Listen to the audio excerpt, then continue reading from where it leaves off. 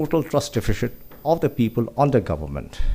And that needs to be instilled so that people has a belief in the government that the government will do justice and that the rule of law will be established. It is not only what is being done, but the perception of the people that is important. It is perception that moves the earth. And there is a saying that Caesar's wife should not only be pure, but she should also be seen to be pure. And that is to be brought in Manipur. There is a very wrong narrative which he did not mention, but which is given in many of the statements, that when Kokomi declared war, it was against the Kuki-Chin people. It is not. It was qualified. Kuki-Chin narco-terrorists was the term used by Kokomi at the time of the declaration. Everybody agrees that members from every community participate in the drug trade, whether it is the Mayang, the Meitei, the Pangal, whoever is there is involved. But it is only one community from where members are involved in narco-terrorism. And it is against this group. It is not against all the Kuki-Chin. And in fact, when the government declares, when the government issues relevant orders under the ILP regime, they have indicated that anybody who has come before 1961 will be treated as indigenous people. Then why is the Kuki-Chin brothers not agreeing to the implementation of the NRC? That makes people believe that immigration is still going on. 1961, even though many organizations, communities say that 1951, the first census after Manipur merged with the Union of India, should be taken as the cutoff year. Government in its wisdom have decided it was 1961. And in 1961, if there is no further migration, then every person in Manipur should have accepted or agreed, or at least not opposed the implementation of NRC with a cutoff year of 1961. He dwelled about the census, and I have very little faith on the census of Manipur, and I will give you the reasons. Till 1991, there was a reasonable accuracy in the census, but political drama started entering in 2001 and 2011 census. So much so that in certain subdivision, the 10-year growth was 170%, 130%. There was objection from the state government, and a table correction was made. And those states, those subdivisions where the growth is about 170% was reduced to around 130%. How can there be a 130% growth except through migration or through manipulation through the figures? And this is confirmed by the number of Aadhaar issued. Aadhaar is a cumulative number.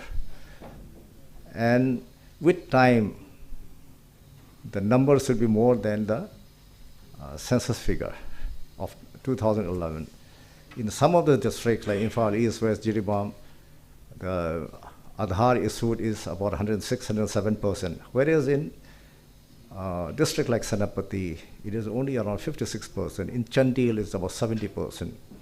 That means the population figure that was entered in the census is not supported by individuals. So over-reliance on the census data in respect of Manipur is fraught with danger.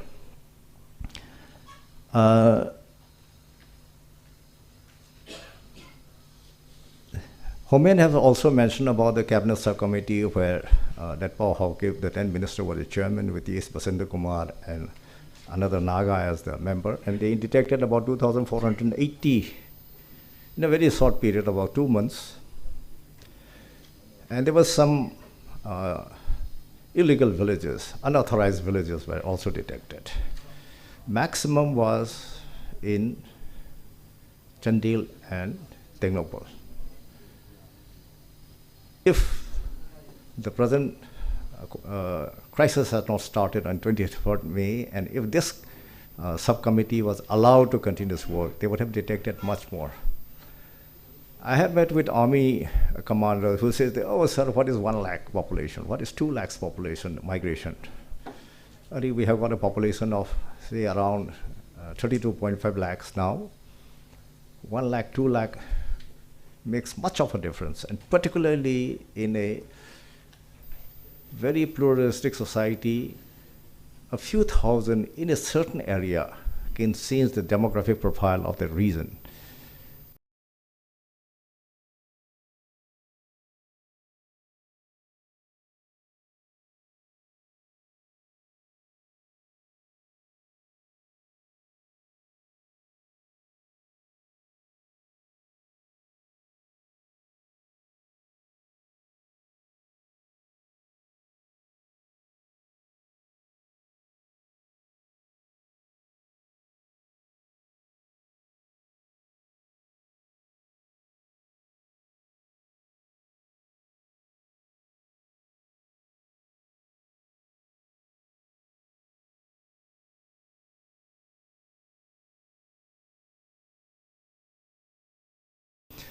But if we look into the border fencing, the Pakistan border fencing started in 1980, then with Bangladesh in 1986.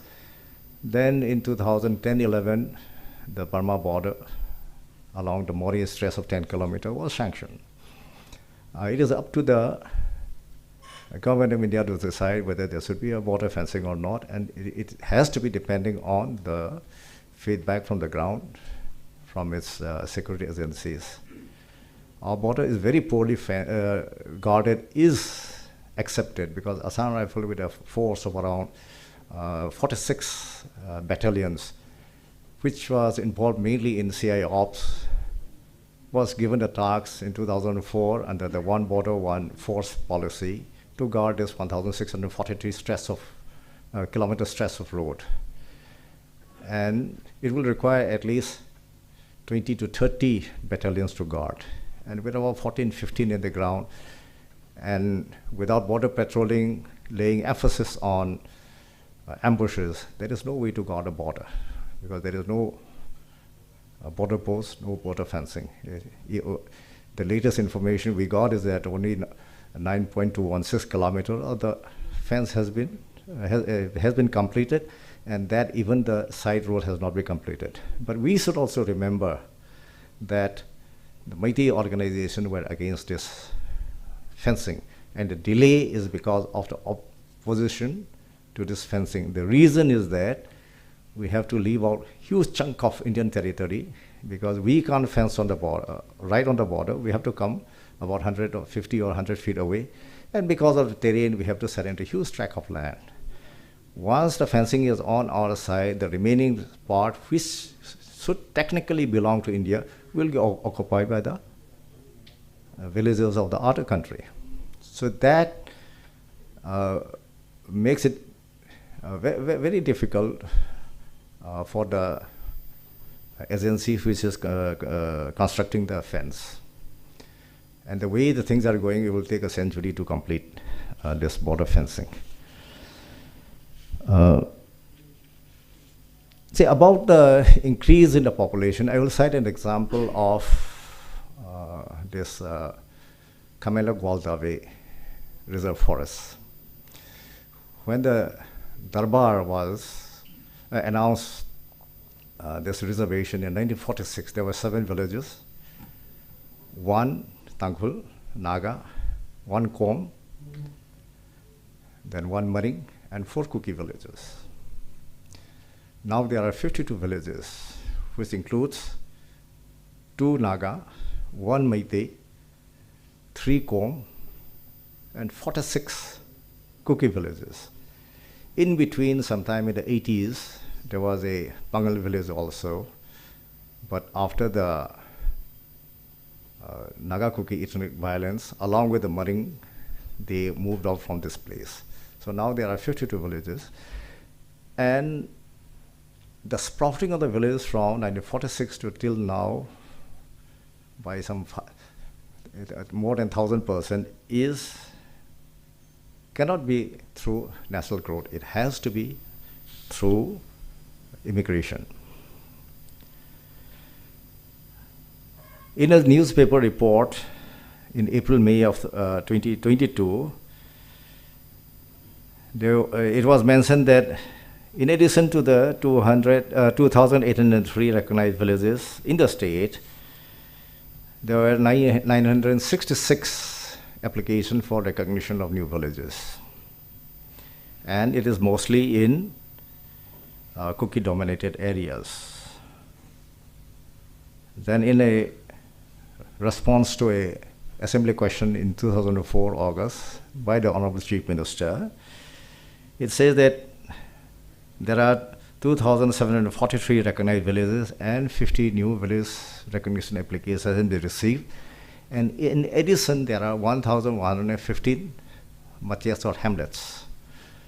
Machets are villages which are broken from the original villages, and they continue to pay the hill house tax through the chief of the original village. So whatever new in 2002, wherever claims for recognition has been made, they have converted into the machets so that their legality is not challenged. The tendency to look on any problems happening in the Northeast, and particularly in Manipur, from a macro level in Delhi cannot solve a problem. There are even claims now that the British administered the hill areas and the valley, and the Darbar administered the valley area in Manipur after the British conquest in 1891, which is absolutely incorrect. The British, under the rules for the management of the state of Manipur in 1917 and 1935, after the India Act came, the Government of India Act came, the British administered the hill people, not a hill area. The rest by the British, by the Darbar. And if a hill people is involved in a crime or anything in the valley, it is the British who will decide the case. So much so that when Manipur got independence on August of 1947, one of the first law to be enacted is the Manipur State Hill People Administration Act of 1947, which was mentioned in Article 38 of the Manipur Constitution Act.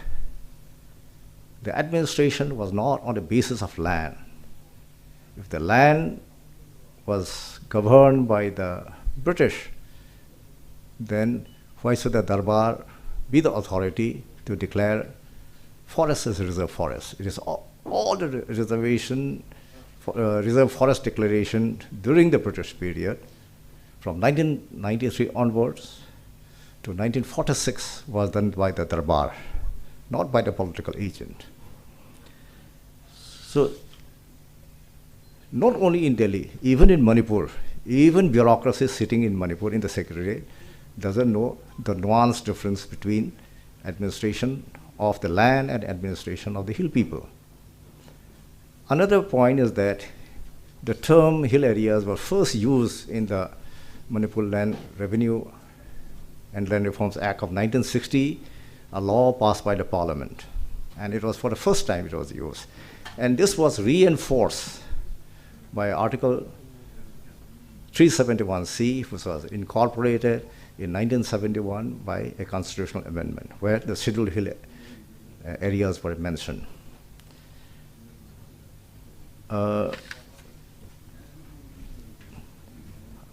would like to make a general observation that in the Northeast, whenever a place is under insurgency movements, the first reaction of the government of India is to pump in money. Nagaland happened, Manipur happened, Mizoram happened, and the district council area of Tripura happened. Money was pumped. And there's no accountability on how the money is used. As a result, after 20, 30, 40 years, They have made very proud members of communities, indigenous communities, into beggars. And that is why for every small thing we go to Delhi to beg, because we have been made into beggars by the policy of the government of India. Despite claiming that Delhi doesn't understand the Northeast, which is correct, the so-called experts also doesn't even make an attempt to understand the reason, even though they continue writing books, coming out with high-sounding names. But the people of Manipur should understand that people from outside will not come to bring a solution to any problem of the state. We all together, whatever the differences, we have to sit together and thrash out so that normalcy comes back to the state. With this few observations, I thank you very much. Thank you again. Thank you, Yampung. Now, I request Sri Mirasri Korimeu. He is the former president of Manipur Students Association Delhi. He will take on Mr. Sanjeev Krishnasud, retired ADG BSF. Mr. Miras, please take your time.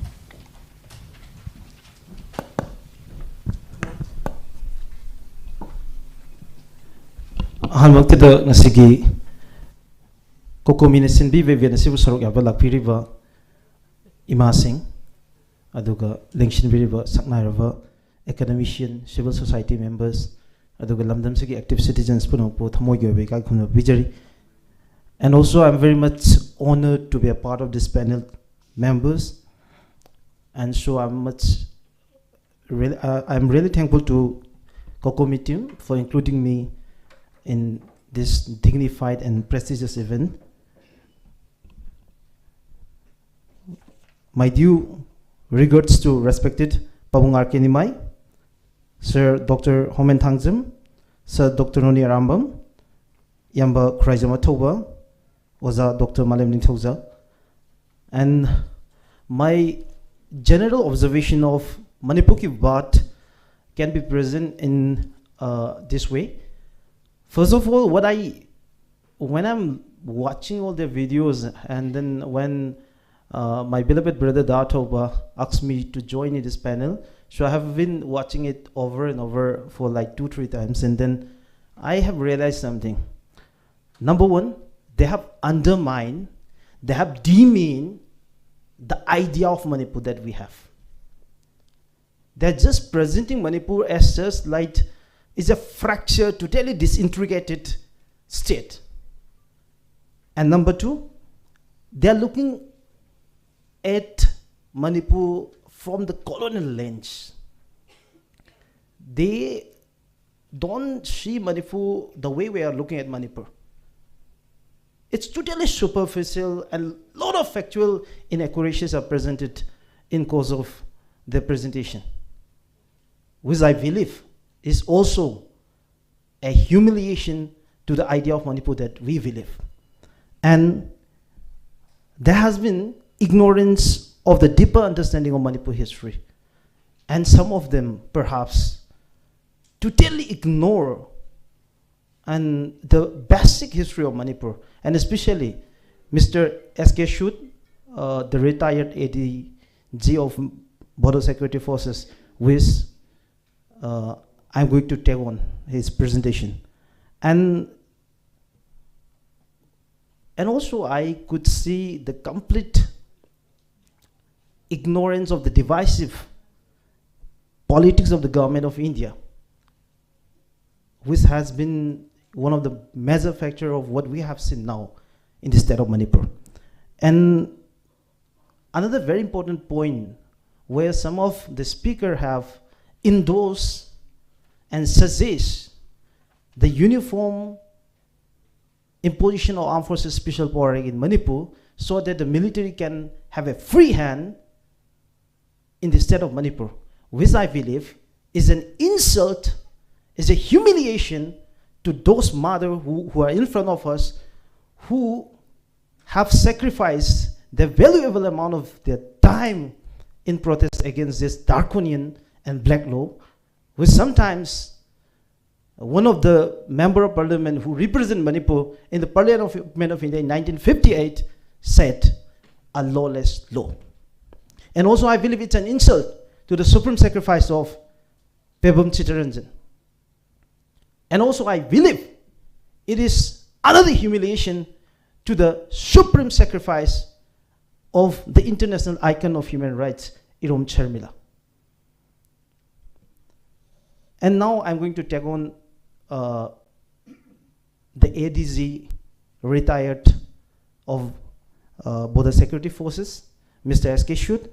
When Yamba Tauba asked me to also present some of the positive points for S.K. Shute, then I have been watching again and again. Even I have the transcript of his speech, but I could not help myself to appreciate any of his point, because he doesn't know the basic history of Manipur, which is really unfortunate to make him be a part of that discussion which they call a road to peace for Manipur.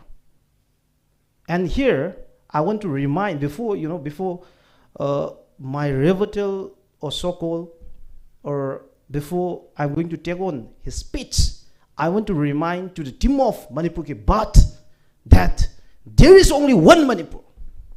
We don't have a South Nagaland. We don't have a North Mizoram. The entire 22,327 square kilometer is under one Manipur. I want to remind this. So I'll start with the way some of his observation. Number one, Mr. S.K. Shute, he observed the problem of drugs in Manipur, and he was glorifying the poppy cultivation in Manipur. And he justified the poppy cultivation in Manipur in such a way that he said, he picked up one report, I don't know how far it's valid, and he said, the population that was involved in poppy cultivation was due to severe indebtedness. Further,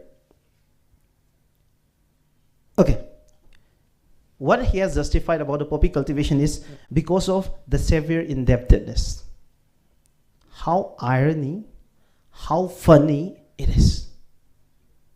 And when I listen to the speech of Mr. J.K. Pillai, I do agree a lot of his point, though I have some reservation, as rightly pointed out by Pavung Nimai and Sir Homan. I do agree many of his point, and it's totally contradictory to the speech of Mr. J.K. Pillai, where he said the drug issue in Manipur is not the issue of Manipur, rather it should be taken by the central government as a national issue, because it has effect in the entire country. And he specially mentioned about the area like Kerala and Punjab also.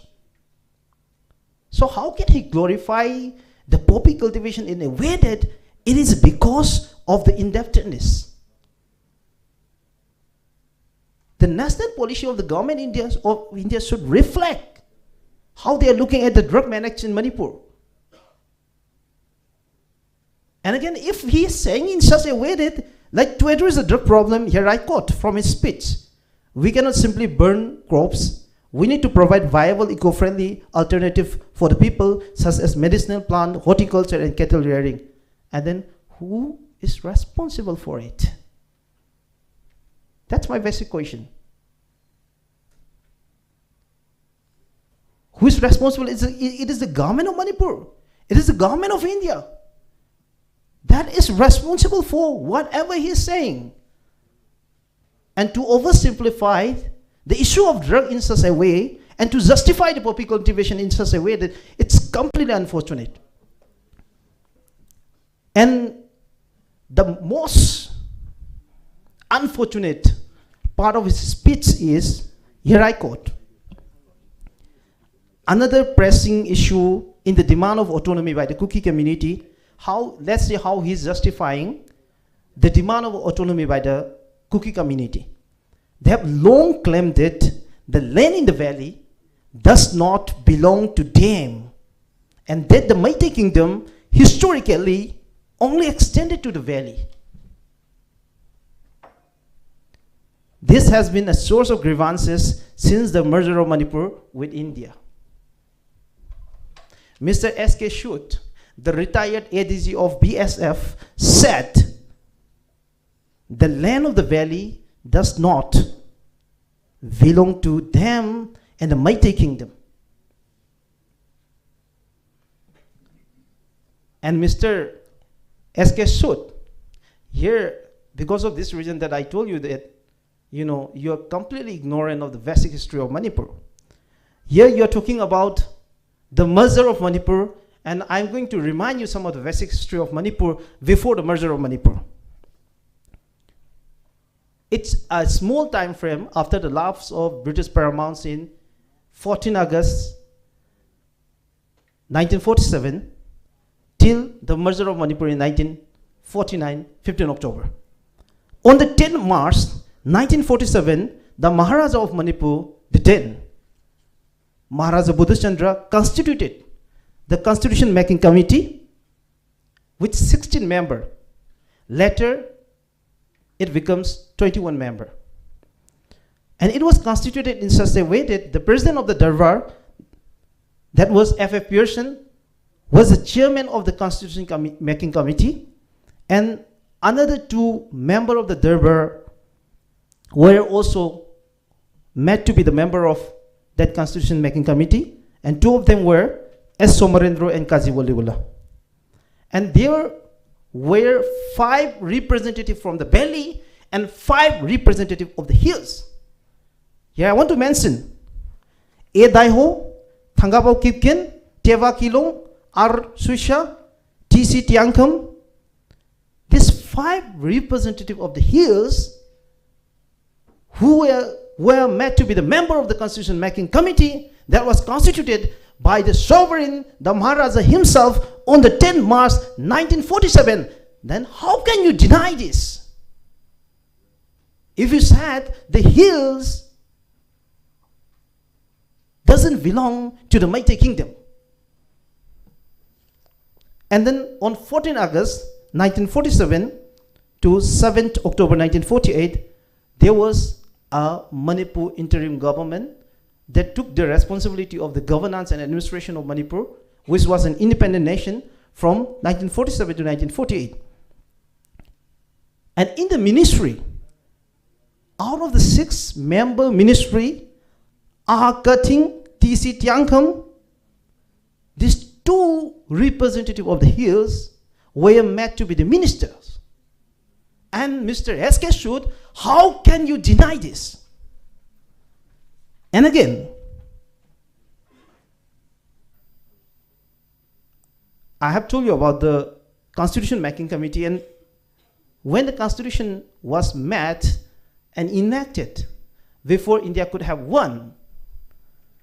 So the Constitution of India was enacted in 1949, 26 November, and it came into effect in 26 January 1950, which was rightly pointed out by Pabung Nimai that by then India was yet to become the republic. And here, in the Constitution of India, it reflected about the reservation of the Manipur Legislative Assembly. The total number of seats was 53. Out of that, 30 belongs to Valley, 18 belongs to Hills, and 3 belongs to Mohammedans. And Mr. S.K. Shute, how can you deny this? And again, by 18 October 1948, Manipur got the first democratically elected National Assembly.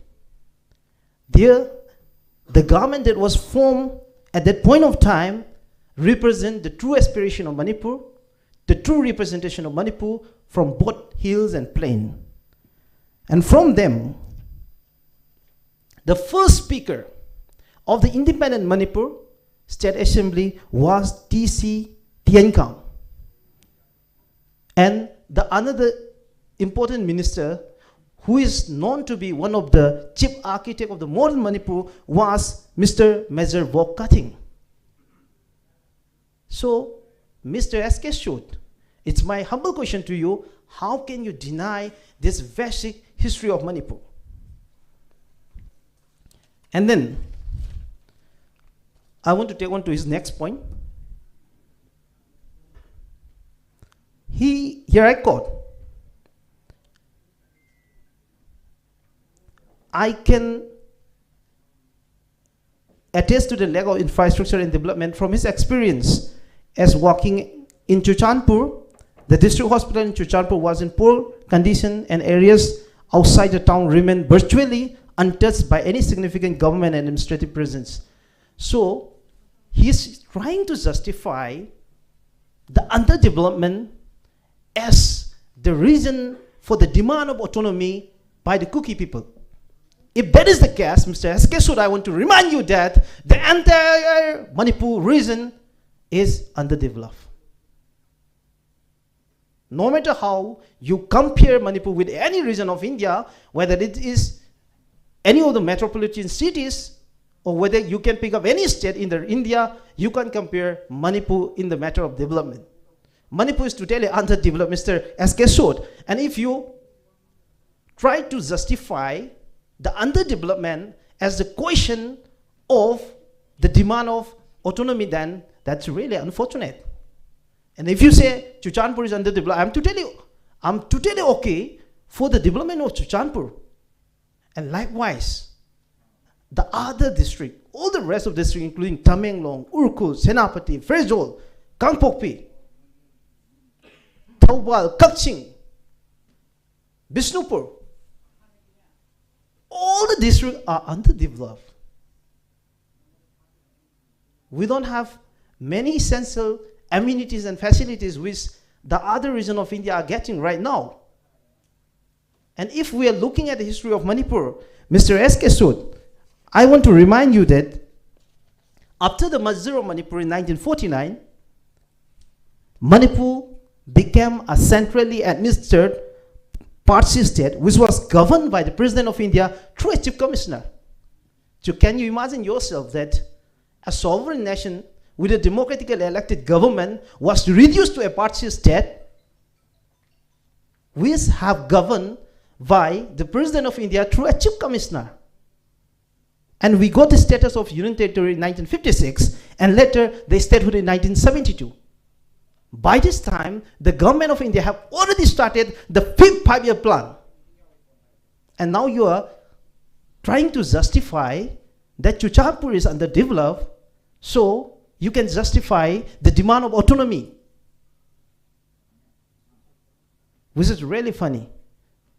And also I forgot to mention some of the point that I really want to mention, that he actually, when I'm looking at his speech, he's totally ignorant about the basic history of Manipur.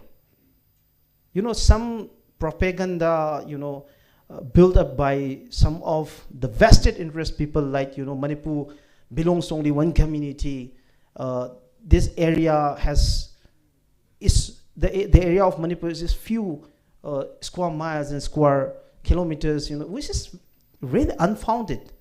And I want to mention this, when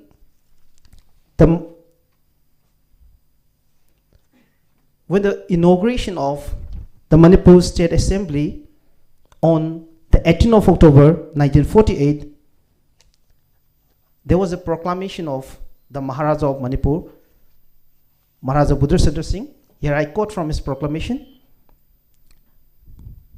Let me dwell on the political history beginning from 24 AD. She had her dominion over a wide area extending as far as the southern portion of the gateway of Sivsagar Valley in the north and Chandrapur Kasar in the west. Her present area is 8,650 square miles plus 7,000 square miles of the hills, including 7,960 square miles of Cabo Valley.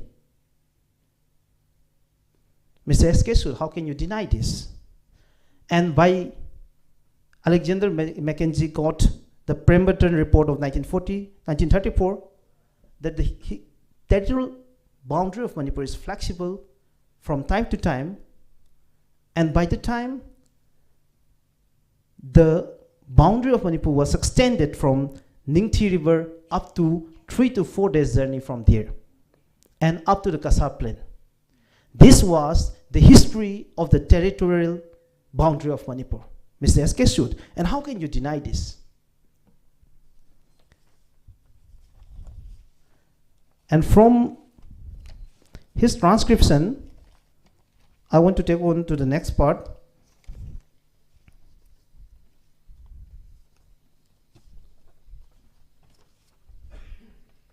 To interrupt, but Miraj, it is almost 20 minutes, so. Okay, okay. Then I'm going to conclude it. Thank you, thank you. Okay. The most unfortunate part is he endorsed and suggests for the imposition of armed forces special power in Manipur. And here I want to mention a few of the things. I have a report from the Human Rights Watch, and Mr. S.K. Sood, I want to remind you that there has been few committees formed by the government of India. It is your government representing you and the rest of this country. Here I quote from the Human Rights Watch. Human rights groups in India have called for the repeal for decades, and other voices calling for the repeal include the BP Jivan Reddy Committee, 2005, Administrative Reform Committee headed by Birapan Moli, Working Group on Confidence Building Measures in Jammu and Kashmir headed by Mohammad Hamid Ansari. All of this committee formed by the government of India have recommended to repeal Armed Forces Special Power Act from Manipur and the rest of the country. And internationally, United Nations Special Reporters on Extrajudicial and Summary on Arbitrary Execution, 2006, Committee on the Elimination of Discrimination Against Women, 2007, and Committee on the Elimination of Racial Discrimination, 2007.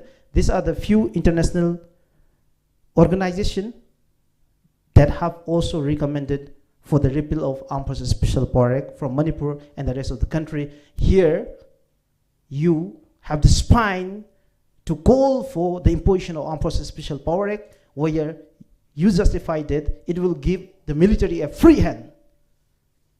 I'm really sorry for this. So, no matter how you are trying to undermine the aspiration and interest of the people of Manipur, no matter how you're trying to humiliate and insult the very idea of Manipur that we're surviving on, we'll try to fight for this idea of Manipur. So, glory to idea of Manipur.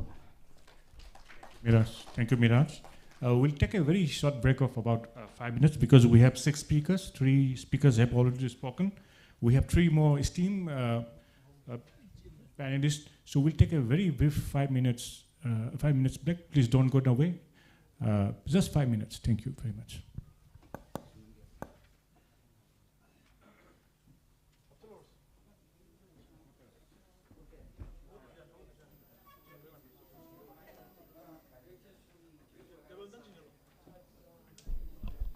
And my sincere reminder to our guest delegates, invitees, to put all your mobile in silent mode, and please don't make on the rear side we are getting little noise now.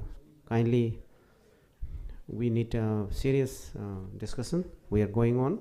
The discussion is still in a very serious level, so kindly not to make any noise and put your mobile on silent mode. Thank you. We'll be resuming after 5 minutes.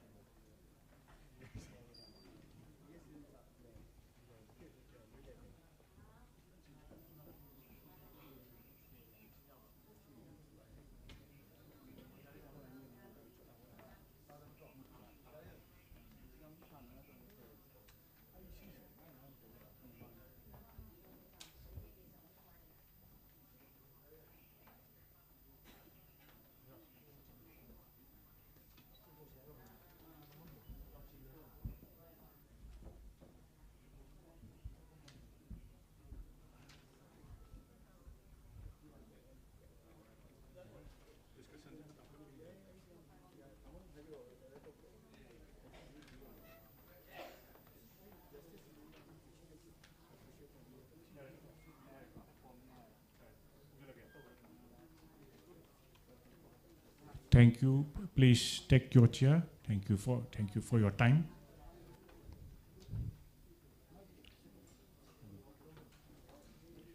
Now I request Dr. Noni Arambam. He is an associate professor working in DM University. He will be reviewing the speech of retired Chief Justice of Manipur, Siddharth.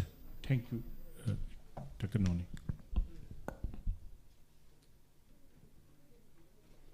Good afternoon, everyone. Thank you, Kokomi and Mr. Chair, for this very important opportunity. I think let's begin with the idea that this very gathering is important because we are celebrating the culture of dialogue, because we can talk about our differences with dignity. But at the same time, the concern is that when there's a warlike situation, the first casualty is truth. In some sense, I think this gathering is important because we are trying to look out for that truth, the significant aspects of understanding the Manipur question, which has become very intriguing in many sense. In Delhi, in Imphal, in many places, people have started talking about Manipur, but the struggle is still on what actually has happened in the state of Manipur. With this objective in my mind, I would like to appreciate the views as expressed by Justice Siddharth Middle, because he has been speaking on the issue of Manipur for quite some time, particularly since his retirement. I think his views are important because his views reflect the non-partisan aspect of doing a democratic dialogue. And these probably will also help in resolving the problems that we have. Just to cut short, he actually was raising significant points on the need for disarming youths in the state of Manipur. He was also very much concerned with the violence that has been meted out against women and children. He was also worried about the state failure situation in the state of Manipur. And he also drew his attention to the historical significance in the context of Manipur violence. He also did talk about the significant presence of Manipur in the global level in terms of the culture, sports, and natural beauty. His take on Manipur question basically reflects his melancholic perception about the ongoing violence in the state of Manipur. And his views also, again, I say, that reflects a democratic desire to bring or reinstate reinstating of rule of law in the state of Manipur. He, being from a legal background, seems to be concerned more with ensuring the read of the state, in his words, acting boots on the ground. His ideas also can be used as a very important reference point for understanding what are the invisible hands that have actually worked in fueling Manipur violence. Though he did not define what he meant by invisible hands, but at the same time he did not fail to say that these invisible hands are not so invisible in real sense. I think he has a very good sense of what has actually happened and what are the invisible hands that has actually caused and fueled the violence in the state of Manipur. I think he is talking about the drug lords. I'm sure he's talking about the militants who are actually going far beyond the established norms of conducting any situation of conflict or any situation of movement. He is also hinting to the question of what has to be done. And he says that there is a basic problem in the approach of the mainland Indians because they have completely failed to understand and comprehend the problems in Manipur.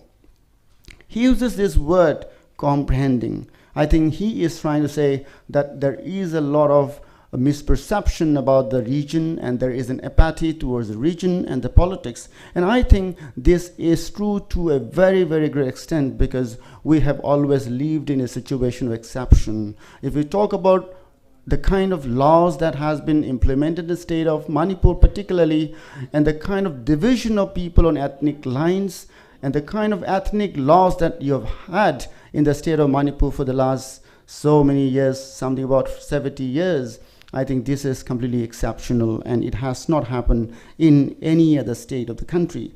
Therefore, I think his idea and call for the mainland Indians to understand and comprehend the questions of Manipur is very, very important. On the other side, he also talks about, identifying the root cause of the problem. He pays significant attention to the economic factors. By economic factors, he hints to the question of demand for ST. He sees that there are significant size of population in the valley who wishes to become ST. He also talks about land imbalance between the hill and the valley. I'm sure he has a very good legal background, and he understands the legal nuances of the problem, particularly when it comes to the question of ST or even land asymmetry. I call it land asymmetry. There are many political scientists belonging to a certain community talking about asymmetric federalism, land asymmetry as a very important marker of distribution of power. I think in this very idea of asymmetry, I think there is an unfair proposition of asymmetric arrangement of land and institutions in the state of Manipur. And he rightly talked about these points by saying that there is an unfair distribution of land between the so-called hill and the valley. He also mentions that there is 10% of the valley in which there are a lot of people, which is about 60% of population being hosted here. And people, particularly from the valley, do not have the right to possess and own land in the hill areas of the state. I think he emphasizes on this point, and that is a very, very important point to start with, how to understand the problems in the state of Manipur in terms of identity and ethnicity.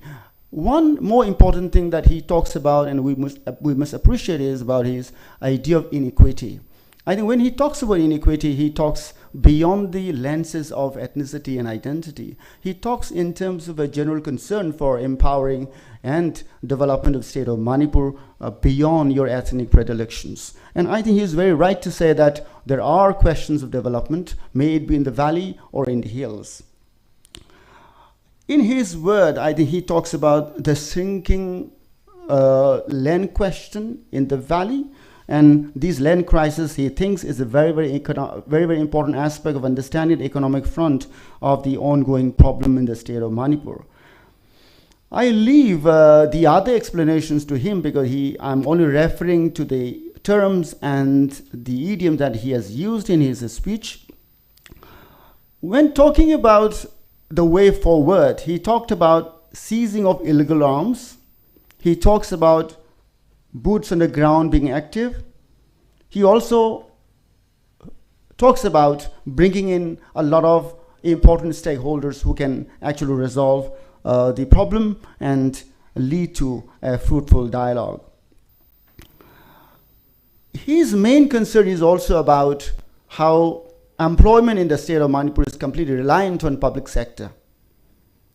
And he being posted in Manipur for some time, I guess it was for about 11 months, he knew it very clearly that there was a severe economic problem in terms of employment, because everybody in the state of Manipur, particularly youths, are looking for government jobs only because they don't have any other avenues of employment. And he reflected very well on this, and when he speaks these issues in Delhi, it has more resonance and significance, because we have completely been converted into a sick state. Because we are dependent on the center, and this grand innate economic model is completely harming our dignity and identity, because it has completely made us reliant on New Delhi's mercy and the budget. He was completely right and aligned with our own concerns that our economy has been completely, failed because of the institutional models that has been implemented, the state and the region, particularly, we have always been seen as a borderland state, and these borderlands are never to be reliant, and it was very well reflected in the letters which were written in the 1940s and the 50s when the Congress was ruling the country. And I think Miraz had actually mentioned a lot of good important things about how the idea of Manipur was always multicultural. This multicultural identity of the state of Manipur is being questioned today by denying the historical facticity of the state, and there is a design of discourse to actually malign this very historicity of the state of Manipur. The whole idea of talking about the idea of Manipur is to reclaim the democratic culture that we have had, and now all of a sudden we are actually forced to kind of defend ourselves, forced to tell ourselves that we were once multicultural. All of a sudden there's a conflict between communities, and there's an increasing misunderstanding between communities. And I think there is the situation because the designs of the institutions, because that divided people on ethnic lines. And it looks like the ongoing movements of the ethnic communities are actually increasingly harping on further division of the state of Manipur on these ethnic equations, which is completely against the historicity of our multicultural existence. Now, I leave his presentation here, and now I want to go to the second aspect of my presentation, which I think this is a very important opportunity for us and for me to speak on certain things about identity politics and ethnicity. I want to begin by claiming a couple of statements and propositions which I openly leave it to the audience and people who are hearing to me to challenge me in my perception and proposition if there is a need for that. But in the recent times, we have seen in the newspapers being written by certain community scholars, and I don't want to be identified as a community scholar because we have lived more as a collective identity, not as a community ethnocentric scholar. Coming to this point, what is the problem with ethnicity? That's very important for the daily people to understand. What's the problem with ethnicity? If you look at the speeches of Prashant Bhushan, he is completely, given the legal background he has, I think he has completely failed to understand the whole idea of state making. Manipur had a very advanced state-making process, and there was an increasing amalgamation of the hill and the valley through this process of state-making, and we are completely qualified to be called as a modern state because we have a long history of that kind of thing. When he was, I'm not encroaching upon the other scholars' presentation, but I think it is very important for me to dissect what Prashant Bhushan was trying to do on that day. He was simply trying to kind of give more further to the ethnocentric politics by saying that, of course, we need to redraw the boundaries of state on ethnic lines. That's really unbecoming on his part. He has completely failed to understand that there are overlapping spaces, and these overlapping spaces are important for democratic political culture. And he is giving further to these ethnocentric communal forces who are trying to, snatch away these overlapping spaces and resurrect new ethnic states. This is completely not acceptable to the very idea of democratic culture that we have lived through. Coming back to the other point, one basic problem that I see with the community scholars is that they are completely designing a discourse of generic identity. Generic identity is a new problem I think we're encountering with in the region, and particularly in Manipur. I don't want to name these generic identities, but I would like to say that these generic identity, like achoba kaunupki rajniti haibatare, these generic identities are actually creating havoc on our multicultural spaces because they are trying to, resurrect new discourses by ending these overlapping spaces. And therefore, if you talk about the peace processes and its scope in the state of Manipur, you can see these ethnic communities, ethnic politicians actually not really interested in engaging with differences and the ideas or through democratic processes, because that will ultimately end up this very idea of generic identity politics. And the generic identity politics has a very typical problem because they repress the diversities within this generic identity. And we see it very clearly. A lot of smaller communities were having 700 people population, 1,000 people population. These communities are increasingly having, a sense of threat because because of the politics of generic identity, their dress, their culture, their food habit, their folktales, all being, moderated to fit into the politics of generic identity. Therefore, I think we must keep on harping on this point that this very concept of ethnic minority is a very problematic concept, because in the very identity of the minority politics, there is also a sense of majoritarianism, because they also keep on repressing micro tribes within these acclaimed identity of generic kind. Coming back to the other point, I want to also argue that ethnicity has made people very one-dimensional. There's a political scientist called Herbert Marcuse. He has argued that, capitalism is making people one-sided, one-dimensional, because we only buy things which is promoted by capitalist logic. Similarly, ethnicity is making people one-dimensional, because they only talk the language of ethnicity and nothing else. This is a very dangerous trend, and we must actually intervene, and we must stand against this making of people one-dimensional. You are a Naga, you are a Meitei, you are a Kuki, you are a Pangal. This is a very, very dangerous discourse. And I'm reminded of the words and the thesis as proposed by Herbert Marcuse, that capitalism makes you one-dimensional, so as ethnicity for me. To the other aspect of the problem, this absoluteness of binaries has been projected by the ethnocentric political thinkers. We have seen them in abundance these days. And I think the mainland people have completely taken a colonial perception, colonial perspective. They've resided in the colonial perspective to understand the people in the region, whereby they're forgetting that these people are very multicultural in many sense, and they have a rich history and culture. And this respect for each other is beginning to be diminishing because of the increasing deep state role, where there are a lot of investments being given to actually strengthen these ethnic identities to pursue their politics. And I think when we say deep state politics, I think these daily based scholars, they're completely bogged down by these, this failure to understand the deep state politics that is increasingly manifested in the region called India, Myanmar, and Bangladesh borderlands. And we are actually beginning to be a victim. And in this game of geopolitics, there are deep state institutions coming in overt and covert form that actually plays with our multicultural identity. Towards the end of my presentation, I have been of the view that Manipur state is very unique, very distinctive, and it is very, very different from any other state of the country.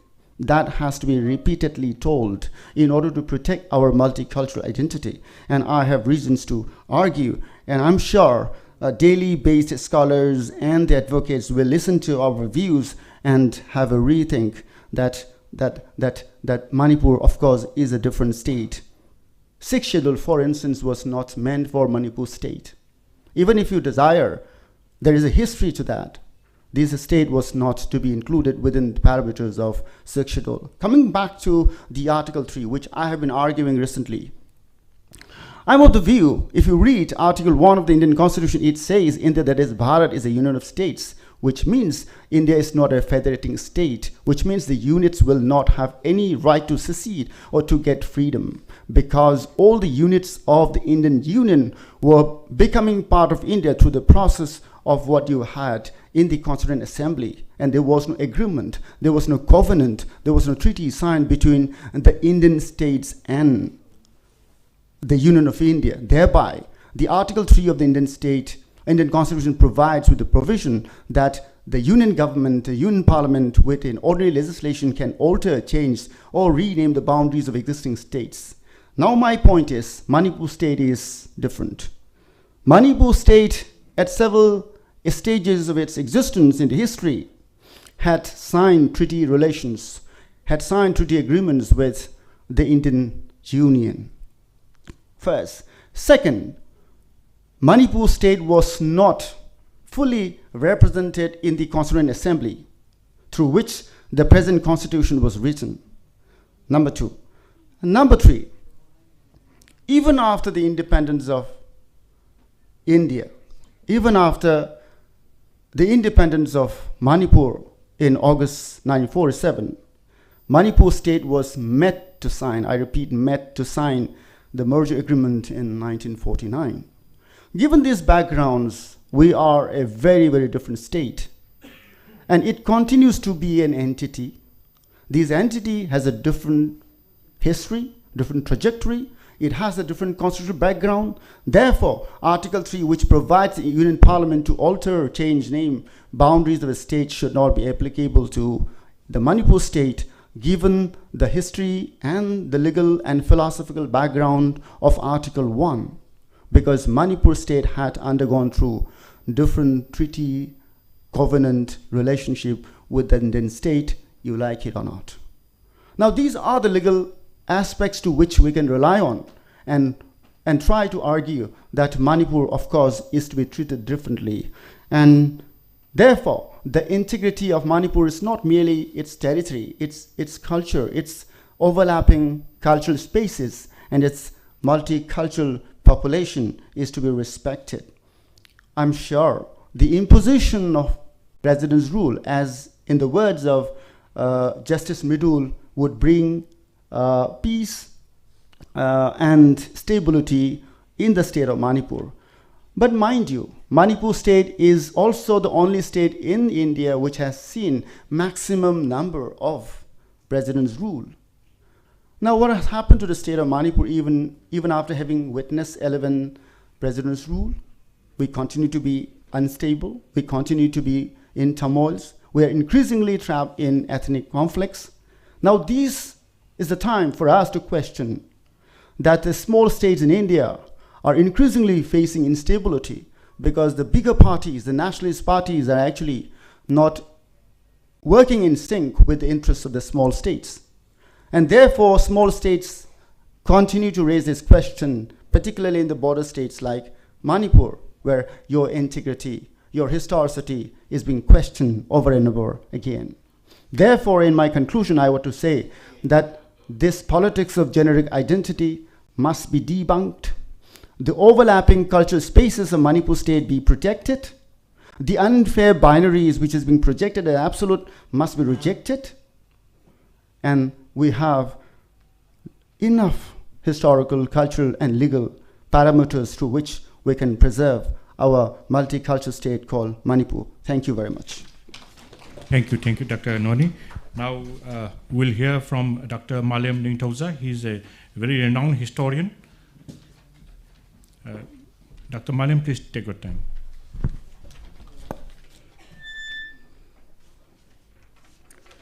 Salute to all of you who have gathered here today, Kokomi, who has invited me, my co-panelist, moderator, media, and the audience via internet who are watching this program. I'm supposed to take a review of Prashant Bhushan, who was one of the key speakers at the Manipur Ki Baat held in New Delhi on 18th February 2025.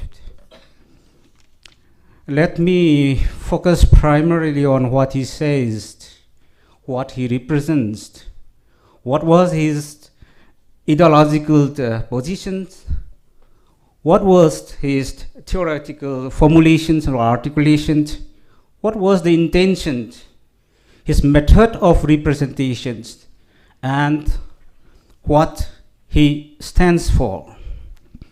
Professionally, Prashant Bhushan is an eminent lawyer turned politician. But in these particular programs held on the 18th February, he was representing himself as a mixed baggage of the ill-informed or ill-intentioned lawyer come politicians standing proudly for his client, and for various political reasons he have even forgotten his credibility as a lawyer, and they're full of misrepresentations and anachronistic representations. Let me focus on, these are all interrelated, the ideological positions, theoretical formulations, intentions, and method of representations were all complementary and reinforcing to one another. The victim, as Noni pointed out, is truth. He was not there to solve the Manipuri issue, but rather to exasperate the situations of his client. Let me say, ideologically, he cunningly tried to project himself as a man of principle, standing for something called Swaraj, freedom. And it's a worldview, it's a big worldview, and where he would be obviously saying that powers are corrupt, men are corrupt, everything is bad because of power, and my responsibility is to help power myself so that the idealhood intent inside human being is recollected and reinforced through a political movement called Swaraj India. That's the whole ideological positions. Everything is bad except when our party will come to power. That's the ideological position that he has held. So he was with pro-anti-establishment, he was with Aam Aadmi Party, but then he was not satisfied with any other thing, so he keep on shifting. So there is ideological fluctuations in ideal and utopian articulations that he is. Theoretical articulations and formulations where he's tried to project himself and the message that he conveys and the implications that it could have in relation to the Manipur disturbance. Let me point it out. Number one, he says he talk about decentralization of power. It means more power to be handed over to the deserving people who are claiming for it. He says talk about a unitary state is not good, etc. These are all passing remarks, but something which I could clearly see. I mean, the intention is very clear. He talk about decentralization of power. It means more autonomy to the presumed fragments. This stems from the assumptions that everything that existed before the evolutions of one unitary structure were segments, and that needs to be, given some kinds of autonomy. But then these ideas arose from his presumptions that the boundaries that exist in today across the world are artificial.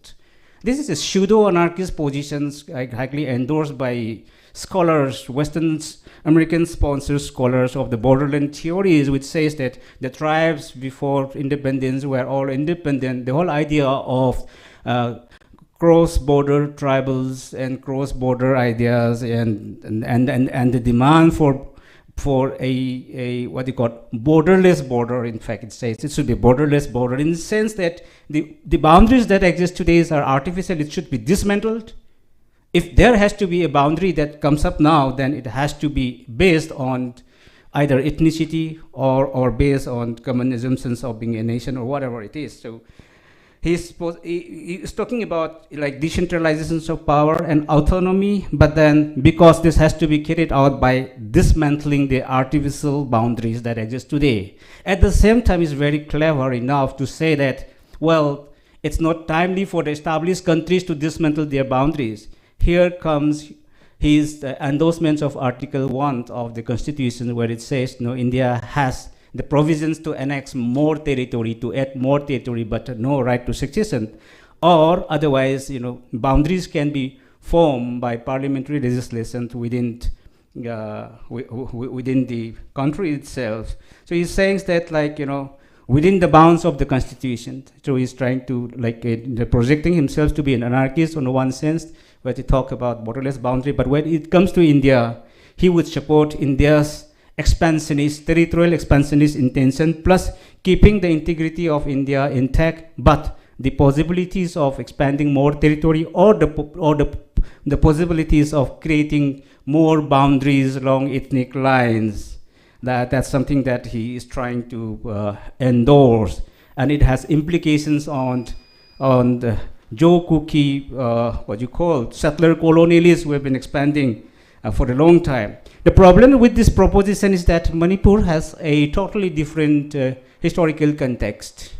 These boundaries were not artificial. It's not based on any conquest, but precisely there are various reasons why these and the historical context, how this boundary was evolved. That's a long history. I will not dwell into it, but my only suggestion to Prashant Bhushan is that when he is dealing with the Manipur situations and when he is trying to show Manipur boundary as mechanically superimposed territory, that he needs to understand history. And his versions of articulations is quite suffering from imperfectness because of this eagerness to stand for the political cause of the client where he stands for. Therefore, these are the two main points that I would like to point out: ideological positions and theoretical articulations. Now the intention is very clear that he would endorse bifurcations of Manipur into various ethnic blocks, giving more autonomy to various divisive forces. But he fails to understand the context in Manipur and the level of the autonomy that's recorded or being sacrosanctly protected by the constitution, such as Article 371, Hill Village Authorities Act 1956, and et cetera, et cetera. He blindly jumps into the context and proposes a demand without actually understanding the context and the manner how different degrees of decentralizations and power devolutions have been enforced in Manipur, which is where he is trying to portray himself as a blind. Now, with all this intention in mind, his method of representation is quite interesting. He falls into the trap of what I would like to call, a dichotomous conflicting binary approach, where he tries to identify Meitei with Valley, Hinduism, majority, and culprit. And where he tries to source the other side of the victim as identifying with hills, minority, Christian, Kuki, and helpless victims. This binary approach is quite dogmatic. This is where even the Indian left have failed to address the issues. These are already pre-existing and a very hegemonic template that exists in India, where it could have been successfully implied in many parts of the country. But the situation in Manipur is completely different. It's neither Hindu versus Christianity, which they try to show it as with some religious angles. You talk about the majority attacking the minority, or the valley attacking the hills, but truth speaks completely different. In the first instance, on 3rd May and elsewhere, it's the majority Kuki Joe terrorists who were attacking minority Meiteis living in those hill districts. One. And later on, it is the so-called minorities with sophisticated arms attacking the Meiteis in the Meitei-dominated valley districts in the peripheral and the vulnerable areas where they have been repeatedly attacked and their villages being plundered and looted. So these pre-existing dogmatic templates of showing the Meiteis as always majority, as always, Hindus, and then valley, etc., attacking the Kuki, Christians, or the minorities. These are not actually valid when true information comes into being.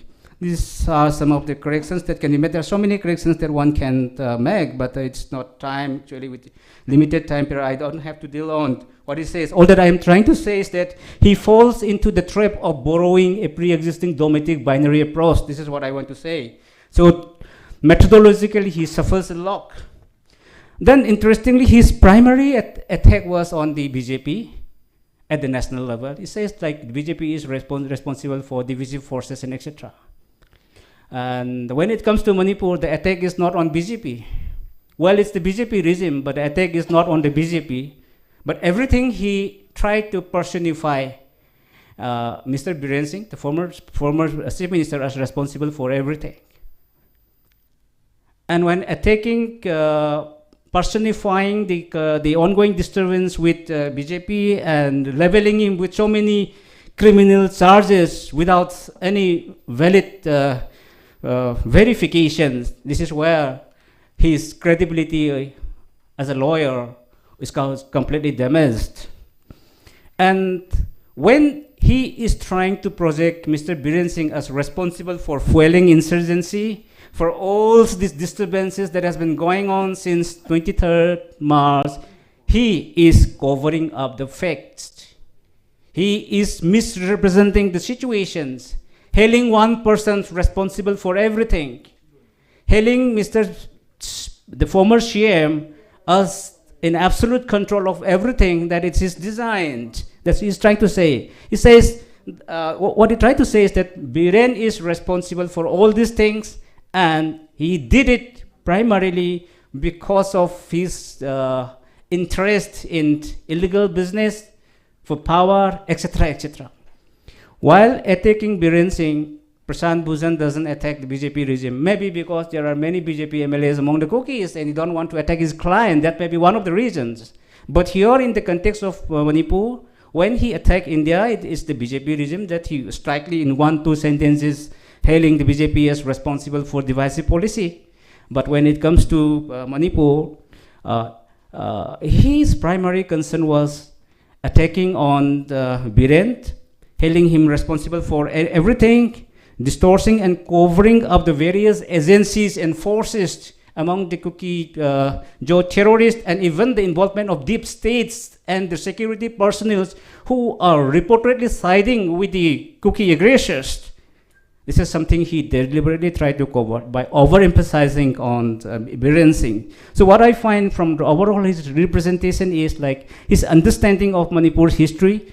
His representations suffers from oversimplifications, anachronistic representation of history, and intended intentions to further dehumanize Meitei peoples and decontextualize the history of Manipur with full of bogus and biased opinions, trying to justify the demand of such divisive forces to create autonomous regions, at the same time blaming everything to the majority. When he was attacking the former CM as a criminal and an attacker, he was also indirectly charging the Meiteis as responsible because he identifies the CM with Meitei, with Hinduism, so and so forth. Like, you know, so like by associations or by loyalty to the regime, it seems to me that he was attacking the entire Meitei peoples as responsible for the crime, for the crimes and the ongoing disturbances. These are some of the areas where he says he talked about the failure of the judiciary, talk about the failure of media and criminal regimes. What he fails to understand is that when it comes to media representation, he is also one of those which I level in the category of industry of lies, standing for the client, standing for a one-sided view, representing a completely distorted image and trying to project Manipur in a totally different manner by selective representations of ideological positions and cunningly twisted theoretical formulations with ill-informed and underreported facts and figures, trying to show to the world that his clients are always right and the rest are wrong. These are some of the observations I would be sharing. And finally, my concluding remark is that men like Prashant Bhushan, with lots of fame and all, should come down from these one-sided perceptions, rather stand for neutrality if he thinks that there should be solutions in Manipur. Now, Biren has gone, something which he had liked at all, and we have to see how and towards which direction India has to deal with the Manipur question. The situation still is under observation. It's an incubation phase. It may explode, it may not explode, but we will have to wait and see. But Manipur ki Baat, there is very little thing to learn from men like panelists like Prashant Bhushan, but he should come out with change for a durable order in the disturbed Manipur. And when I think I should wind up here, it's not genocide as he pointed out, and well, I am sure he will have a second thought next time when he appeared for a complex situations like Manipur. Thank you all. Thank you very much. Now we have the last speaker, Kuraiza Matoba. He is the convener of COCOMI. In his introductory remark, Kuraiza Matoba had clarified that COCOMI is not an organization representing Meitei. It represents the entire 34 communities of Manipur.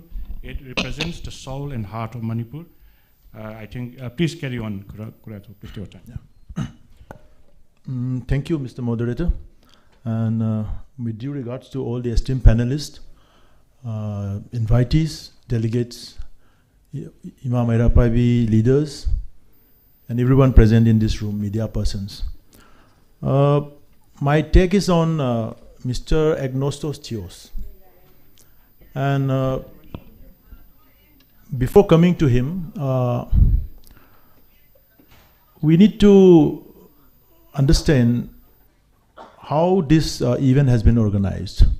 But we had no clue how this event has been organized, because the very promotional posters that they have been circulating in different social medias, it doesn't mention any name of organizers.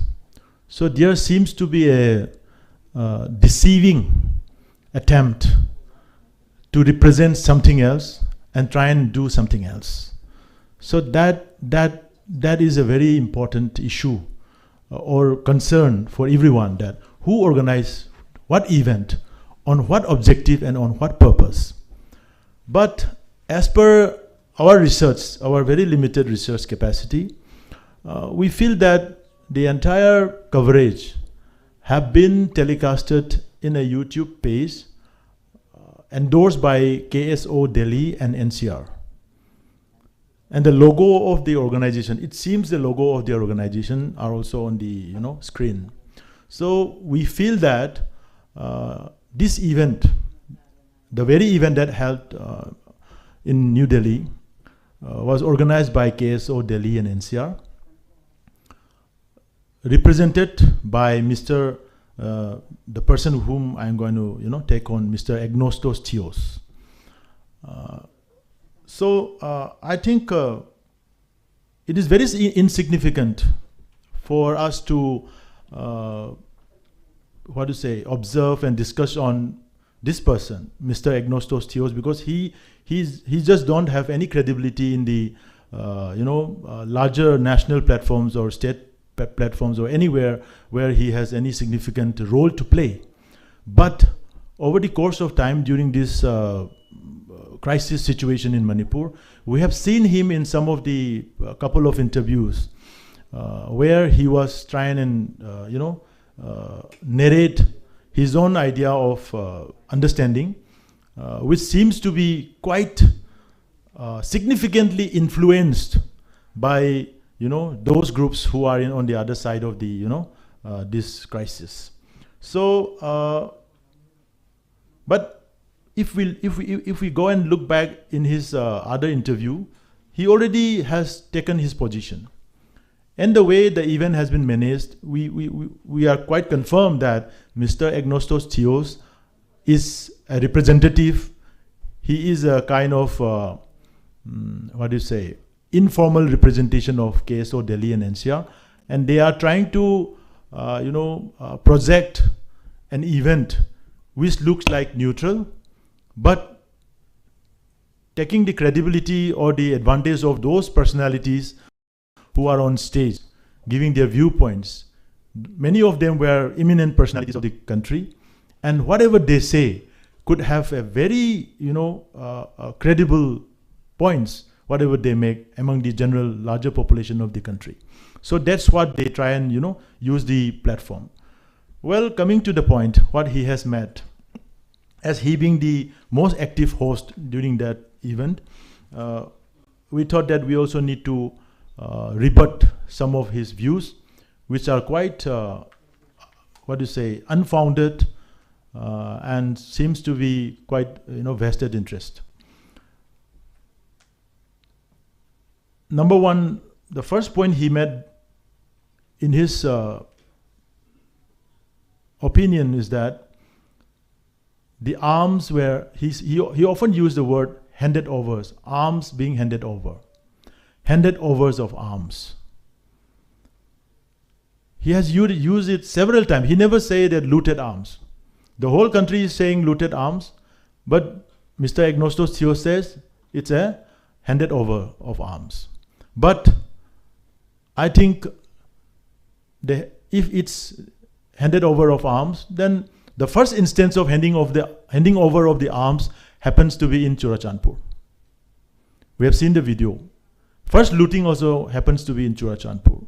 We have seen the local gun house being looted, and CCTV footage were completely, coming out on viral.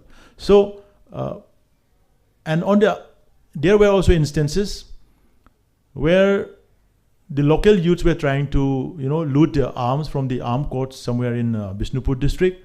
I think one of the attempting looters or the attempting, arms looting, attempting youth were also being shot at. So if that incident happens to be an handing over of arms, people would not have died. Which means that the word that he's using, the term that he's using is completely more of, his narrative is more of a propaganda rather than an academic debate where you have any substantial basis to justify what you are saying. So the incident that had happened across the state of looting arms was very spontaneous, and nobody was expecting that, and it was never a handing over of arms. We cannot simply conclude in that one. Number 2 point, he used the word martial law should be imposed in Manipur in May 23 itself, as more than 7,000 guns, 7 lakh bullets, and nearly 14,500 bombs have been handed over.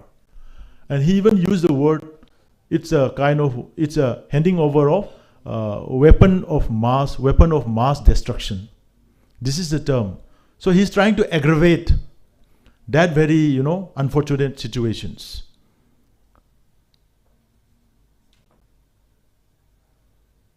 In her next point, he said, our armed forces are now at risk and already losing their lives because of these guns. But as per the records that COCOMI has, till date, all the armed forces which Mr. Agnostos Theos is referring to, the central armed forces, and even the state armed forces, state police, everyone, whoever died during this crisis are from the bullets of the Kuki militants and Kuki terrorist bullets. Not a single armed forces died from the bullets of village volunteers that belongs to the Meitei groups.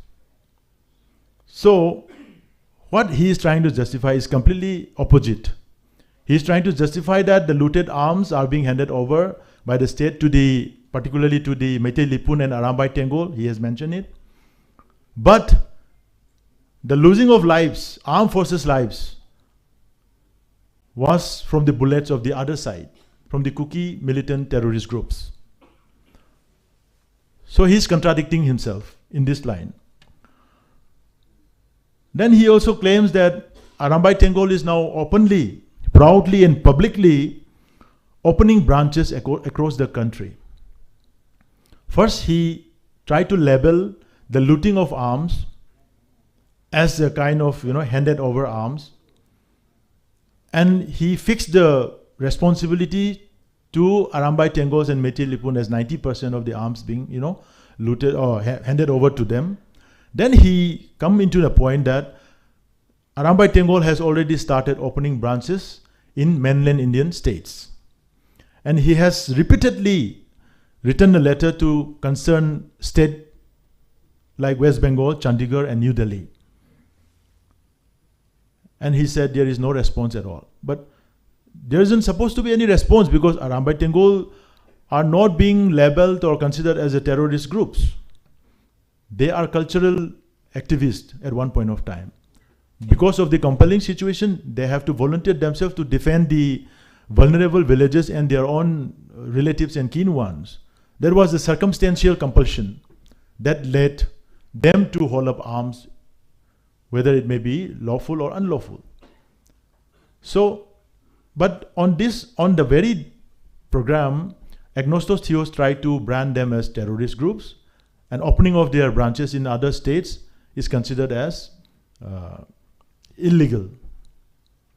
But on the contrary, let's come into, if we look at the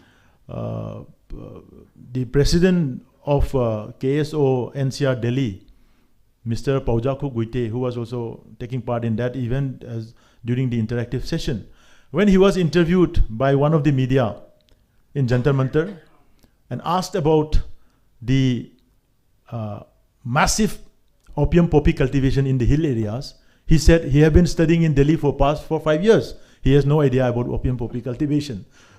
So that's the level of deceitful, character, I should say, they carry, and they can say it openly in front of the national media that he has no idea of poppy cultivation in Manipur. He came to Delhi for studies, he has no idea, and he is in Delhi for past 4-5 years. So that is where Agnostos Theos must pay much attention. Another point he made is violence and arms. Because of those looted arms, the 7,000 guns and other 7 lakh bullets and so, it may spread across the country. And it may also be, it must have also been exported out of the country. This is how Mr. Agnostos Theos tried to aggravate. But in reality, the problem is with the unaccounted arms smuggled from across the international border in Manipur over the past so many years, which nobody knows, and which are being majoritarily brought in by the armed militant groups who are in suspension of operations and many other people. Because during this conflict, people have seen several videos where American-made automatic rifles and several other sophisticated rifles, which are not available in India, are being used. Where did that come from? So, did Mr. Agnostos Theos even had an idea of this severity of that, cross-international border smuggling of arms?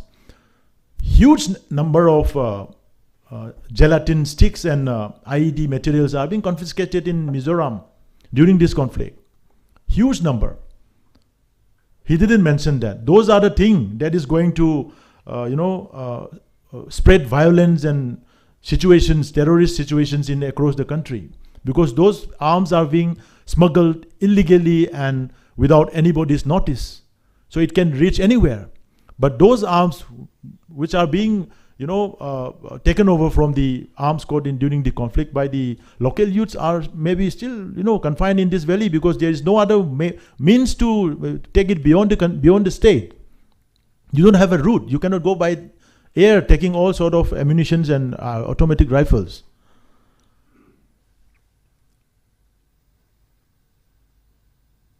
And we already take our position that narco-terrorism has already spread across the states in northeastern India.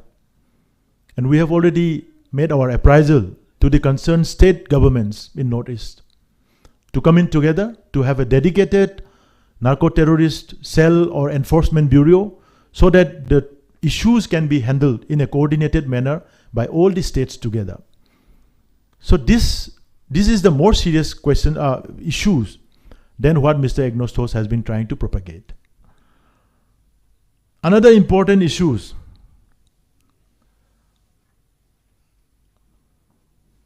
He was justifying the imposition of president rules in Manipur. He even said that president's rules should be imposed right from the day one. But we feel that endorsing president rule over a popular elected government, endorsing president rules in a democratic state where parliamentary democracies are at its function, it makes no sense at all, because these are martial laws. And Manipur already had a bitter president rules in the past, and we have experienced a very traumatic and very, unfortunate events that has already taken place in the past. So Manipur people, including across party line, the Congress party president, the legislators of Manipur State Assembly, the civil society groups, the senior political activists, and many other, everyone was against president rule in the state.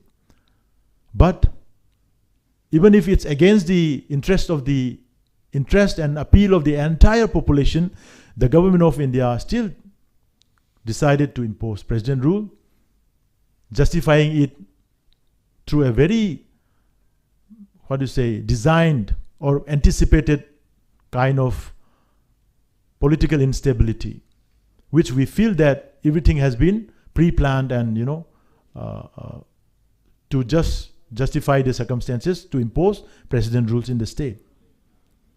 So in a democratic state or in a democratic country, president rules can be only justified when there is an external aggression and there is a national emergency.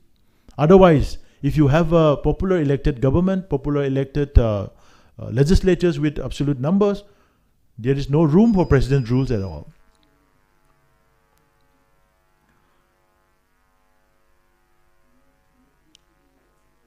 The army has been operating with its hands tied, and hopefully that will change now. This is another statement made by Mr. Agnostos Theos. I think he is more into supporting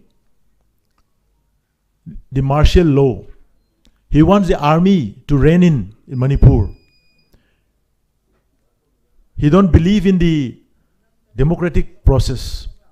He don't want the people's representative to administer over their own people. So such attitude and justifying the army's role, army's aggression, is something that the separatist groups that belongs to the Chinkuki communities have been pursuing for the past 2 years. And it is in the same line Mr. Agnostos Theos is trying to pursue. In the latter part of his narration, he identified himself very clearly. Maybe it's out of, his subconscious state. While he was trying to quote the Solicitor General of India, he identified himself that the solicitor stated in court, Lordship, this is a Sikh gentleman, Sikh means the Punjabi Sikh gentleman with a Christian name, runs a business chamber and lives in Pitampura. He was quoting the statement of the Solicitor General giving in the court, but he's introducing and identifying himself that he is a Sikh Christian. He runs a business chamber. He lives in Pitambura. So the Solicitor General said he has no locus to issue any or to ask any questions or to show any concern in relation to the state of Manipur. We also feel the same. As I told you in my first part that Mr. Agnostos Theos has no credibility at all to discuss on Manipur. If he is taking position, if he is being a neutral citizen of the country, he can have a very holistic approach and he can appeal to both sides of the community to settle down, to come in a process of reconciliation, to come in a process of dialogue, whatever. But he has already taken his position in his previous interviews. He is now representing the KSO Delhi and NCR. And now he is identifying himself as, he acknowledged and he introduced himself that he is a Christian. He runs a business chamber in Pitambura and lives in Pitambura. So where is his locus again? We want to ask. And how come he could, organize that event without even having any, responsible organizers to take the responsibility of that event? And lastly, but not the least, I would like to conclude with these points that we are trying to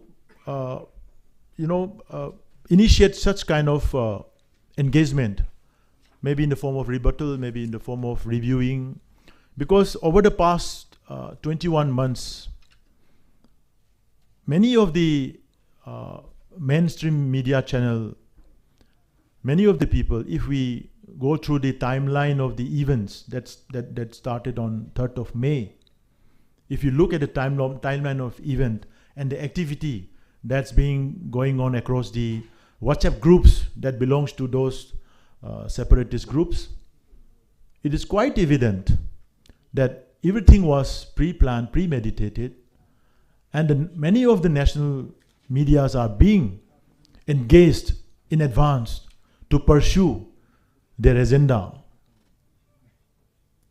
And it took almost 20 months for us to realize and take decision that such kind of misinformation and disinformation campaigns needs to be tackled, handled, so that some sense of truth, some sense of reliability should prevail, so that every concerned citizen of the country can take the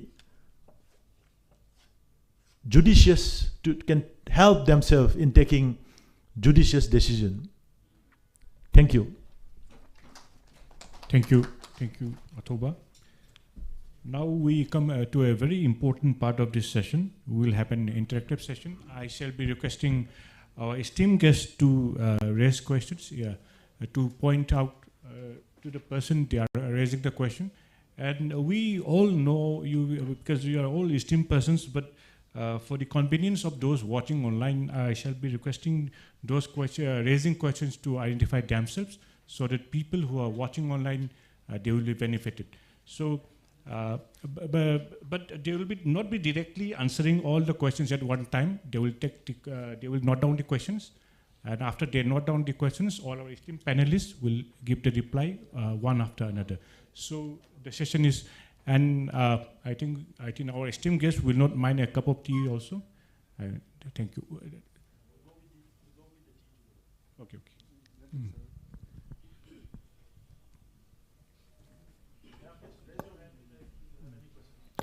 Our organizer will be providing a microphone, FM microphone, for your kind interaction. Hello. Good afternoon, everyone. My name is Dr. Mutumyaremba.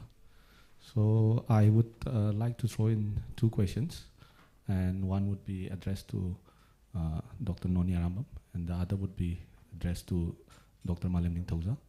And the questions concern two ideas, one concerning identity and another concerning justice.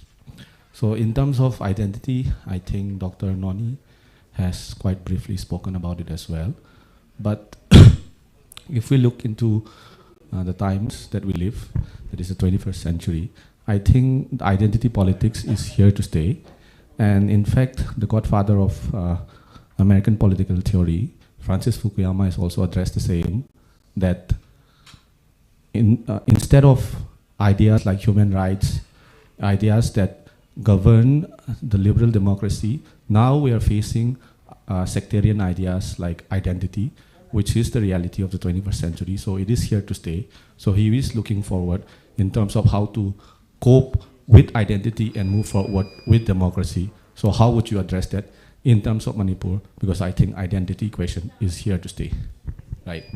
And second, to Dr. Malemning Thauza, concerning the idea of justice, I would give the credit to Dr. Amarjit from JNU Center for Nordic Studies regarding this idea, because we had a conversation with him very recently. And it's that, so the demand from the other side, that is the cookie side, rests in terms of the separate administration or whatever they're demanding, it rests on some sense of the idea of justice. They think that if they get separate administration, they are getting some sort of a justice. That would be the core idea or the core philosophy behind their demand. But then the question is, will they really get justice? Will they be free from the chieftainship, from the kingship, if the demands are met? which in one sense I think is not feasible in terms of meeting the demand. But at the same time, in terms of justice from both the side, from both the Meitei side and from the Kuki side as well, where does the scale of justice lie? Is it in terms of accountability of who was responsible, in terms of who was heading the government, or is it about who was holding the guns, or is it about who are instigating? Where does the scale of justice tip? So that would be the second question. Thank you, thank you. I think all are requested to ask questions which are related to today's event, not which are not related to some other events due to paucity of time. And for the convenience of our IMA and others, thank you. Next question, please.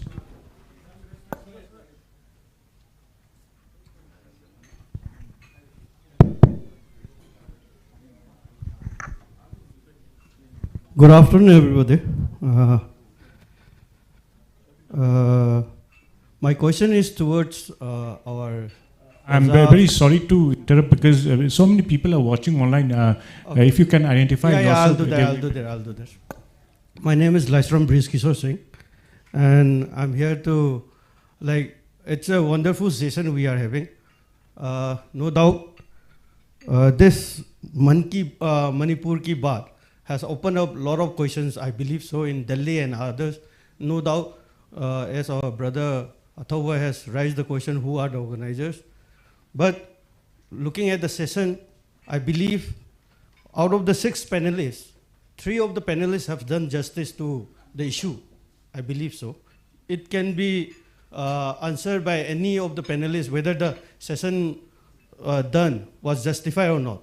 And my specific question goes to our Oza Homen Thangjam, as he countered Sir Pillai. I believe Sir Pillai have mentioned few points where the problem are to be solved by us only, because we are here and we are supposed to solve our own problem instead of running to the Delhi. And he has pointed out the issue of delimitations and other few points. So what are your takes on those? And even the ST demands, what are your takes? Because majority of the Meitei have the inclination, or majority of the Meitei population has been demanding ST status, and it has not been issue. And the issue of the GK Pillai have, Sir GK Pillai have raised a question about the, I think, the boundary issue also. What are your take on all those issues, and what are our difficulties, and what is the steps we are supposed to deal with? Because I believe he have given a positive point of view. Thank you. We'll take 7 more questions, very short, very pertinent. A slight comment is also acceptable to us, so that we can note it down. Maybe Oza Priyoranjan, he has been noting down all what we have been, all our panelists have been saying. He's very renowned. Thank you. My name is Takelabam Sanajogba. This is not the question, but it may be suggestion or some comments. Can we take some legal action to those persons who have been given very wrong statement for us? Then can COSO like Kokomi can take any legal action to those? I want that. Thank you. On behalf of the organizers, may I request Oza to maybe come on the dais and just give a brief statement. Oza Priyoranjan, please. Observation. Thank you, thank you. No.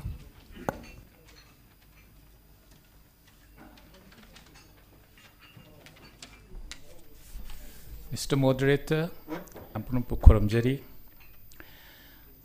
I think this Manipur ki, should we say conference, is good for everybody. Why?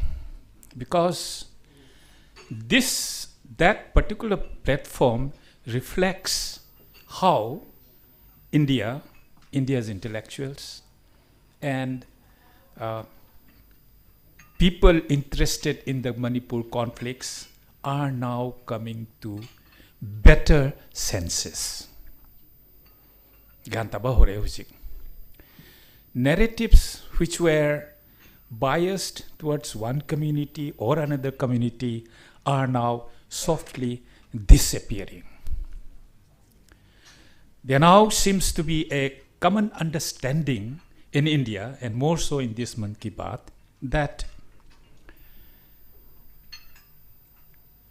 we need to solve the problem. We don't need to, in the words of Pillai, I think, do not demonize the other people. Look at how India's intelligentsia, India's power that be, or India's influencers, you see, they are coming to the truth of the matter. So truth will prevail. Truth is now prevailing. So as one of the questions were asked, 3 of the panelists like Pillai or the Chief Justice or even Mr. Chauhan, they were forced by the logic of things, by the facts emerging, by myths being spun by both sides, you know, they were forced by moral fibers or moral justice that no. We have to say what is good for the country and what is good for this state. This is the best takeaway of this Manipur Ki Baat. Imagine the Chief Justice. After all the participants are not Manipur experts, so I, for one, would forgive them for minor mistakes, but not for major mistakes. And therefore, when I think the way the justice, he tried to say that as if Mr. Sood had given us a realistic picture of Manipur's history, which he was not. Therefore, Mr. Sood felt very uncomfortable in endorsing this Mr. Sood. So these are beautiful nuances that tells you how India's mindset is changing. Okay, this is one. And Mr. Sood had the guts to say that, oh, no, this Article 355 du jour, maybe no, de facto it is there. So these are people which a country like India or any democratic country have, who will be, as Homen said, who have wisdom, number one. Then who have also a contradictory phenomenon of, bad memories. So we are all human. So all these participants had bad memories, but the major thing is that all of them had wisdom. Imagine this General Chauhan, right? We have seen him speak in different channels, especially in his own group, okay, where he has been one-sided or he has been on the side of this armed forces and all that, But in this particular Manipur Ki Baat, after all, he began to be not militaristic, but academic, because he had some time doing a PhD. So he couldn't, digress from the logic of the thing, from the humanity of the thing. So he was going all universal, siding with nobody, not even siding with this thing, So I feel that people like Sokin, Mr. Chauhan, people like, our Home Secretary, and people like the Chief Justice, these are the game changers who are gaining ground over extremists on both sides. In our panel discussion today also, I'm sure each one of us, felt that some extreme opinions were addressed, just as some extreme opinions were addressed in Man Ki Baat. I want to finish with one remark. That, remember, the Home Secretary said there is no genocide. There is no iota of fact that there is no genocide. So that answers Athoba's question. Whether even this, this conclave could be also accused of Kokomi, organizing it, just as Keso organizing it, I don't know. Both of us are liable to these accusations of biasness pleading for each other.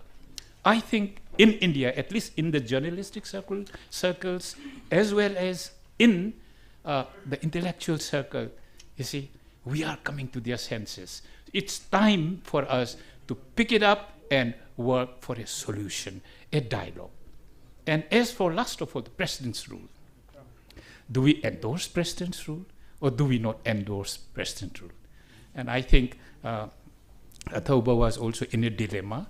Do we look at the President rule, in terms of justification or in terms of a contextual situation where it just had to be there and India government feels that it is constitutional. So what lies before Manipur now is not questioning the legality or the constitutionality of the President's rule, but trying to, make the best out of it so that our highways are, made free. Okay? So the best of it, because we had a political failure in our political parties who cannot elect a chief minister. So it is contextual. So to me, as a senior citizen, I think as senior citizens in India all over, we are realizing we are the ones who can solve our own problems. Let's solve our problems. Let us get the best out of everything. Let's move forward, not backwards. Thank you. Oh yes, one more thing. I'm sorry. About that population.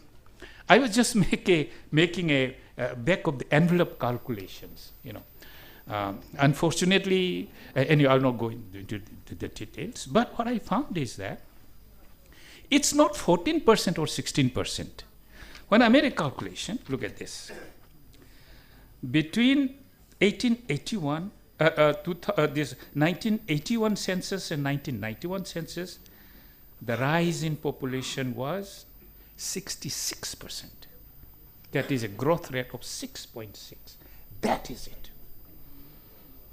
Then within 91 and 2000 also there was a 3.6 rise. Okay, so what it means is within these two census periods, 91 and 2001, there was a rise of cookie population by 108 in 1991, and in 2001 there was a rise of 98,000. 2 lakh rise in a sudden rise.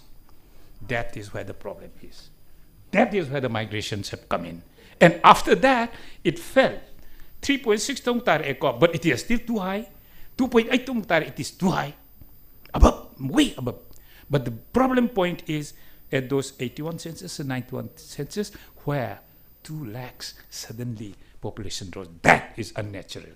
These things need to be looked into. Thank you. Thank you so much. We'll take just one more question.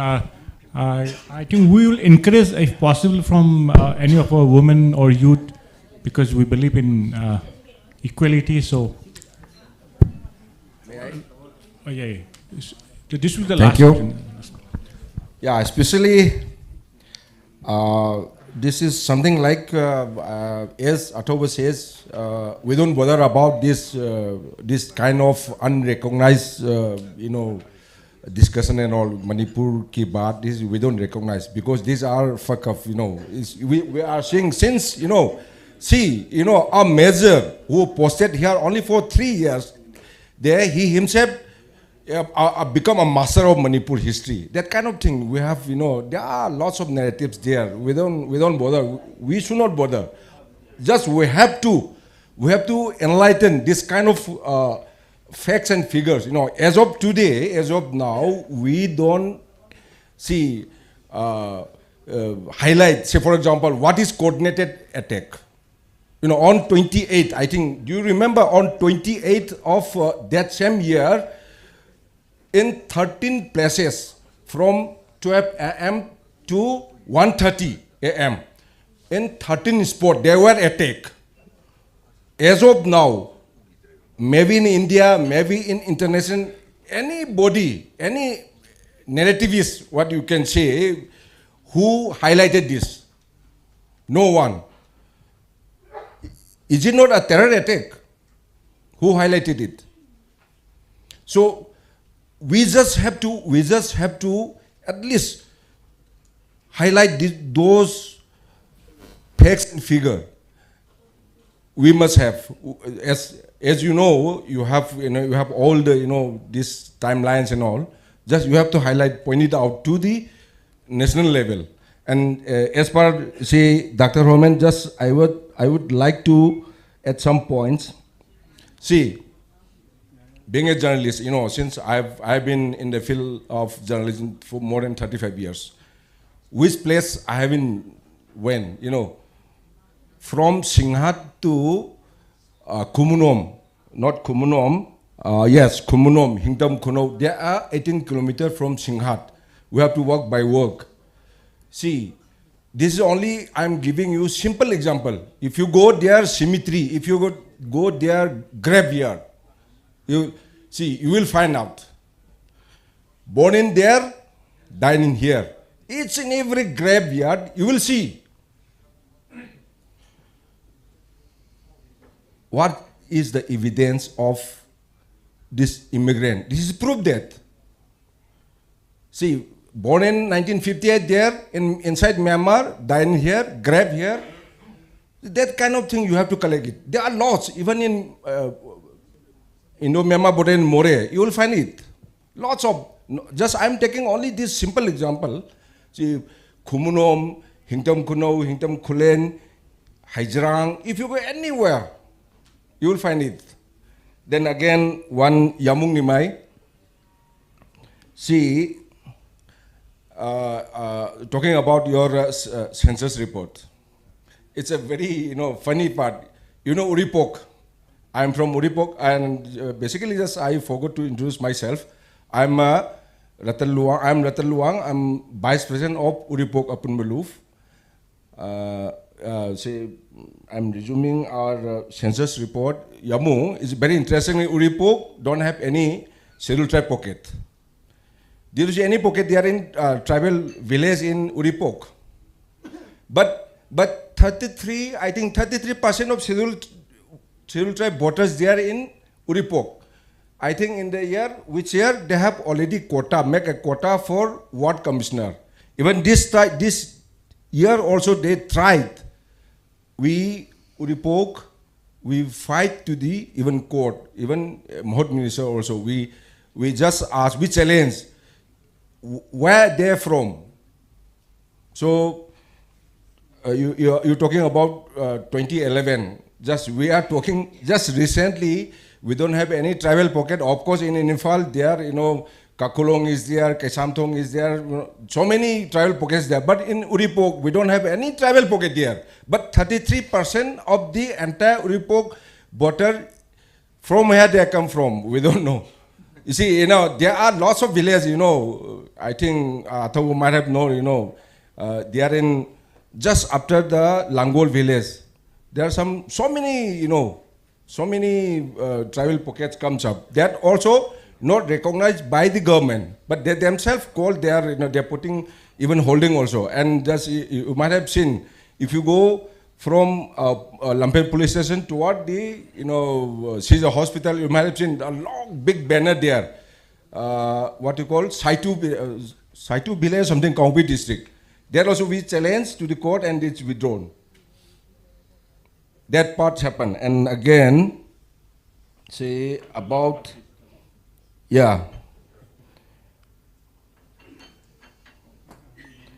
Mr. Noni's remarks, I just It's okay. It's okay. Yeah, lots of things. I don't want to highlight it in every, but my question is, we don't waste our time to these unnecessary debates, which is not recognized by anybody. So we just have to put our own. We just have to put our own narrative, but not particular community for the based on facts and figures. That is we must require, because we need peace. We agree to you. We agree. Thank you. And I shall be requesting Yampung to start replying from the right side. I think he just asked. He was commenting. Oh, the commenting. Okay. Malem. Well, Yoremba, let me be very brief. No. So yeah, he was talking about justice. Justice, okay, it's a concept. And every society, every country, or every organization is trying to enforce their versions of justice. And there is no permanent or fixed method and model of implying justice. I have my nephew, Leklai, who believes that there will be justice to the universe if the entire human race is destroyed. There will be peaceful. That's her model of justice. Likewise, coming short, power will decide justice. It will become the dominant version. Land belongs to the powerful. We have to see that the idea of Manipur would be able to be defended. It has to be defended through negotiation, diplomacy, and use of powers and arms struggles. That's it. The last one from my response to Dr. Yoremba's question, that was a very powerful question. But Francis Fukuyama is not very happy with identity politics as well. He uses this term called identity liberalism. And he says that this has problems because this has given birth to narrow identity politics of ethnicity, racism, religiosity, and white nationalism, etc. So therefore, so this whole idea of identity, that's what I was trying to say. This is not homogeneous as we are projecting to be. So therefore, identity politics has to be carefully re-examined before we talk about separate administration on the basis of identity. Thank you.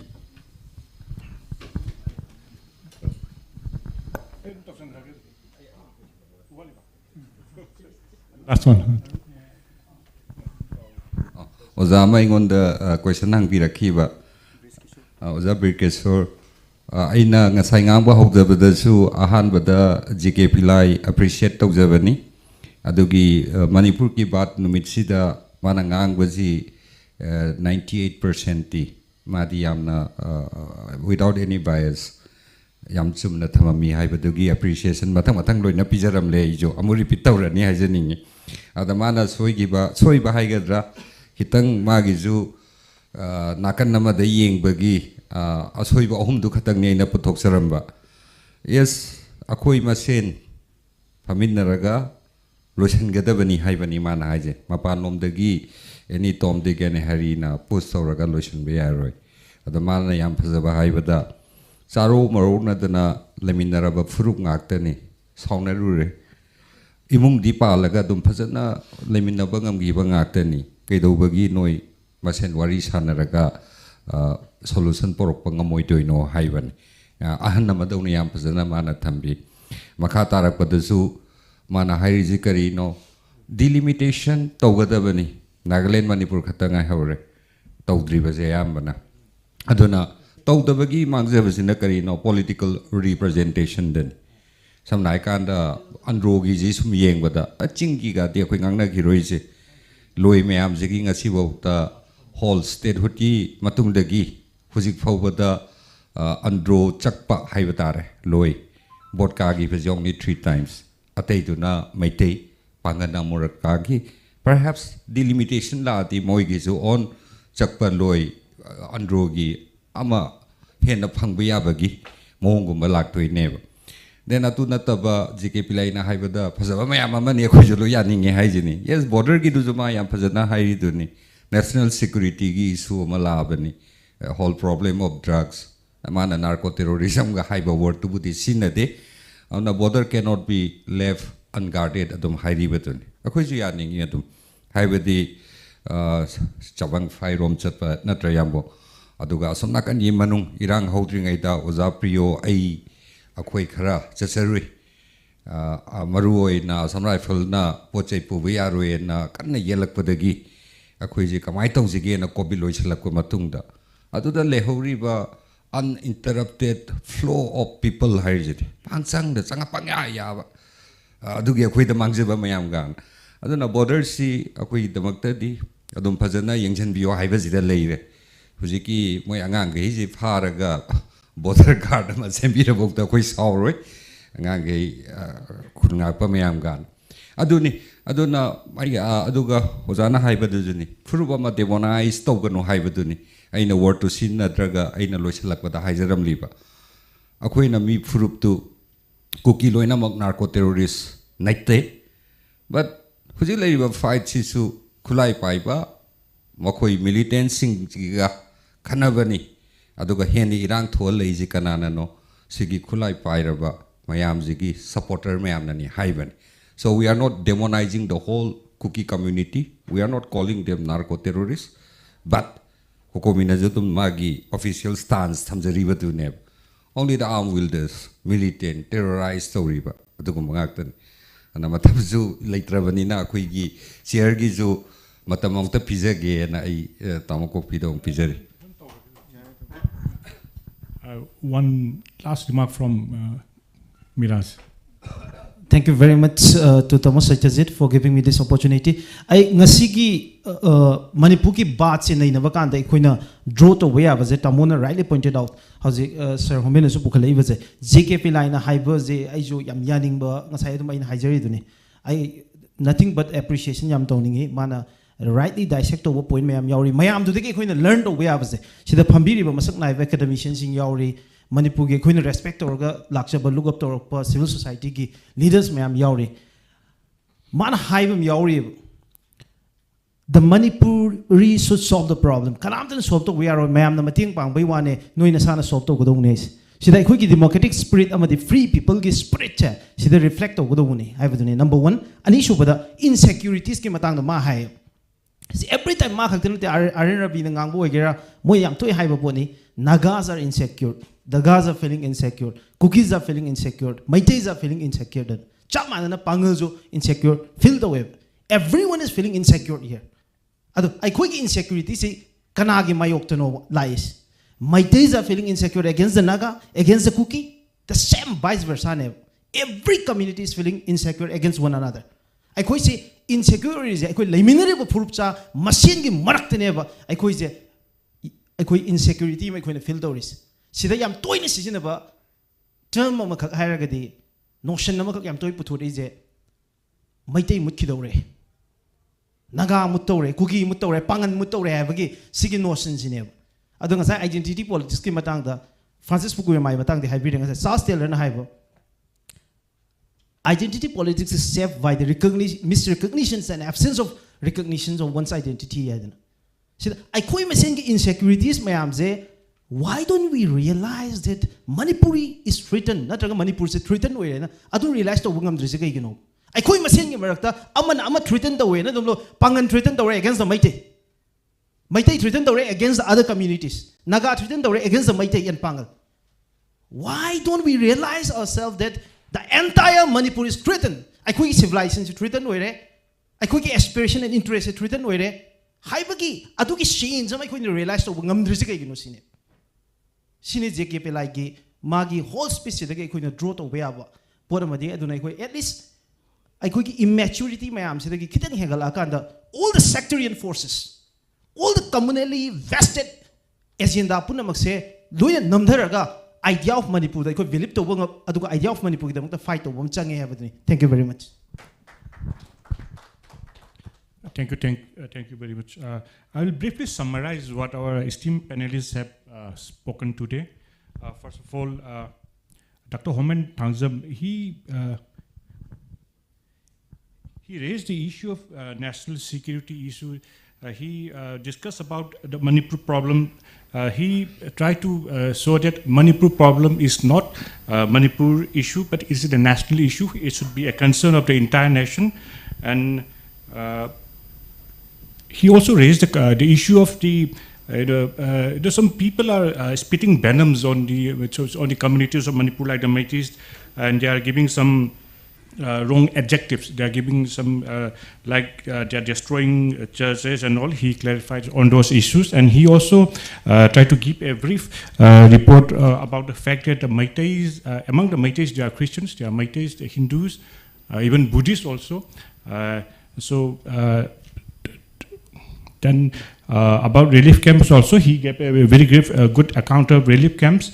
And I would like to remind that the relief camps which the speaker was mentioning in Delhi, in Churachandpur, the former governor of Manipur, Anusha Uke, had visited the relief camps frequent times. The governor, the head of the state herself, went to the relief camp, and she showed to it that every person, man, woman, children, they got all the benefits that the government of Manipur was giving. And so there was no issue. Every person is getting what they deserve. Then Yambung Nimai briefly gave about the historical faults, and he also tried to clarify some of the misconceptions. Like, for example, people say the British India divided Manipur in such a way that only the Meiteis live in the valley, whereas the tribals live in the hills. It is not so.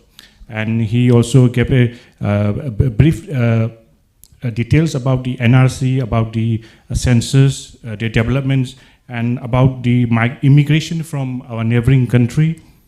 About border fencing also, he briefly mentioned.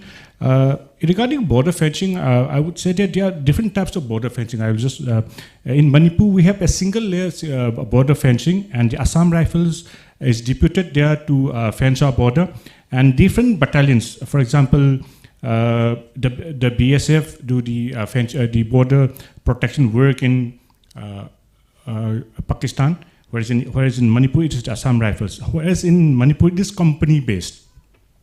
And even though the government says that about 30 kilometers have been fenced, it is less than 9 kilometers at the ground level, and it is a single layer fencing. Anybody can jump in.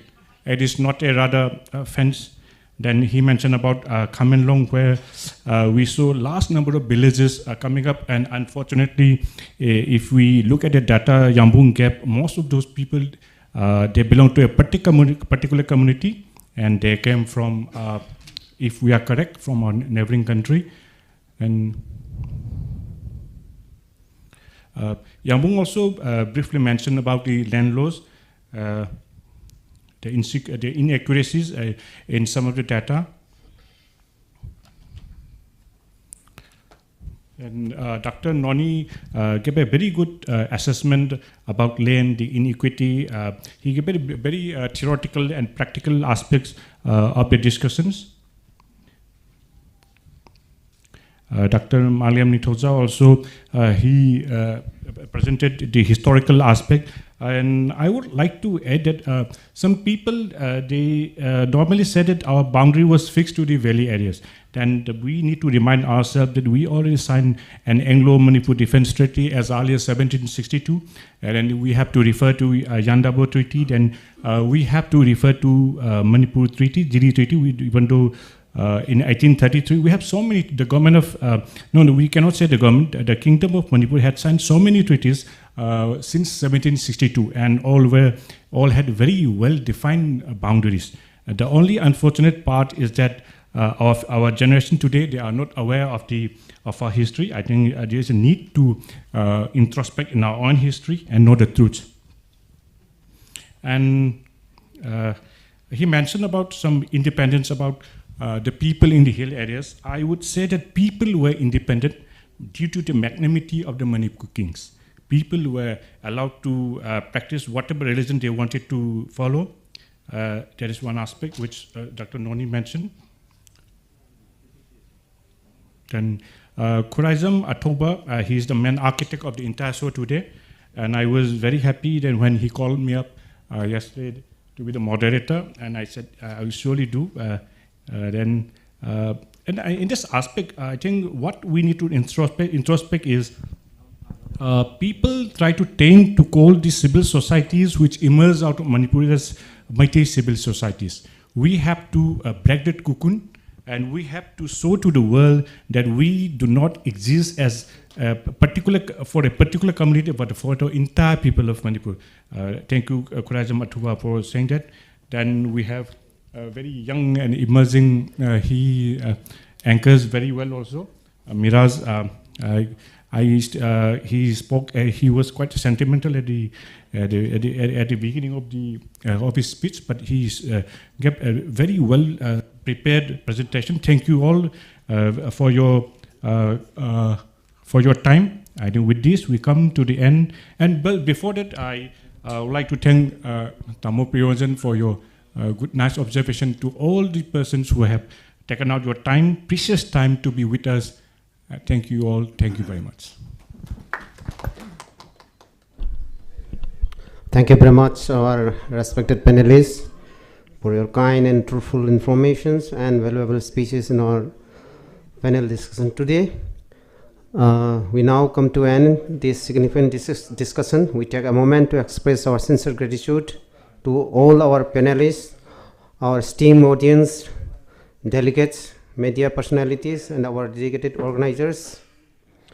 On behalf of COCOMI, I extend my vote of thanks to everybody who are gathered here, especially our media persons, TV channel, Manipur TV channel, local TV channels, and Dr. Bishwajit Singh Elangbam for kind sponsorship of this refreshment. He's still working in UK, United Kingdom. And once again, thank you very much for your kind extension of your help, kind help, and other necessary help. We invite all our esteemed guests for light refreshment and further this one discussion. Thank you all for participation, support. Stay connected with COCOMI through our newly launched YouTube page. Have a great evening. Thank you very much. Thank you all.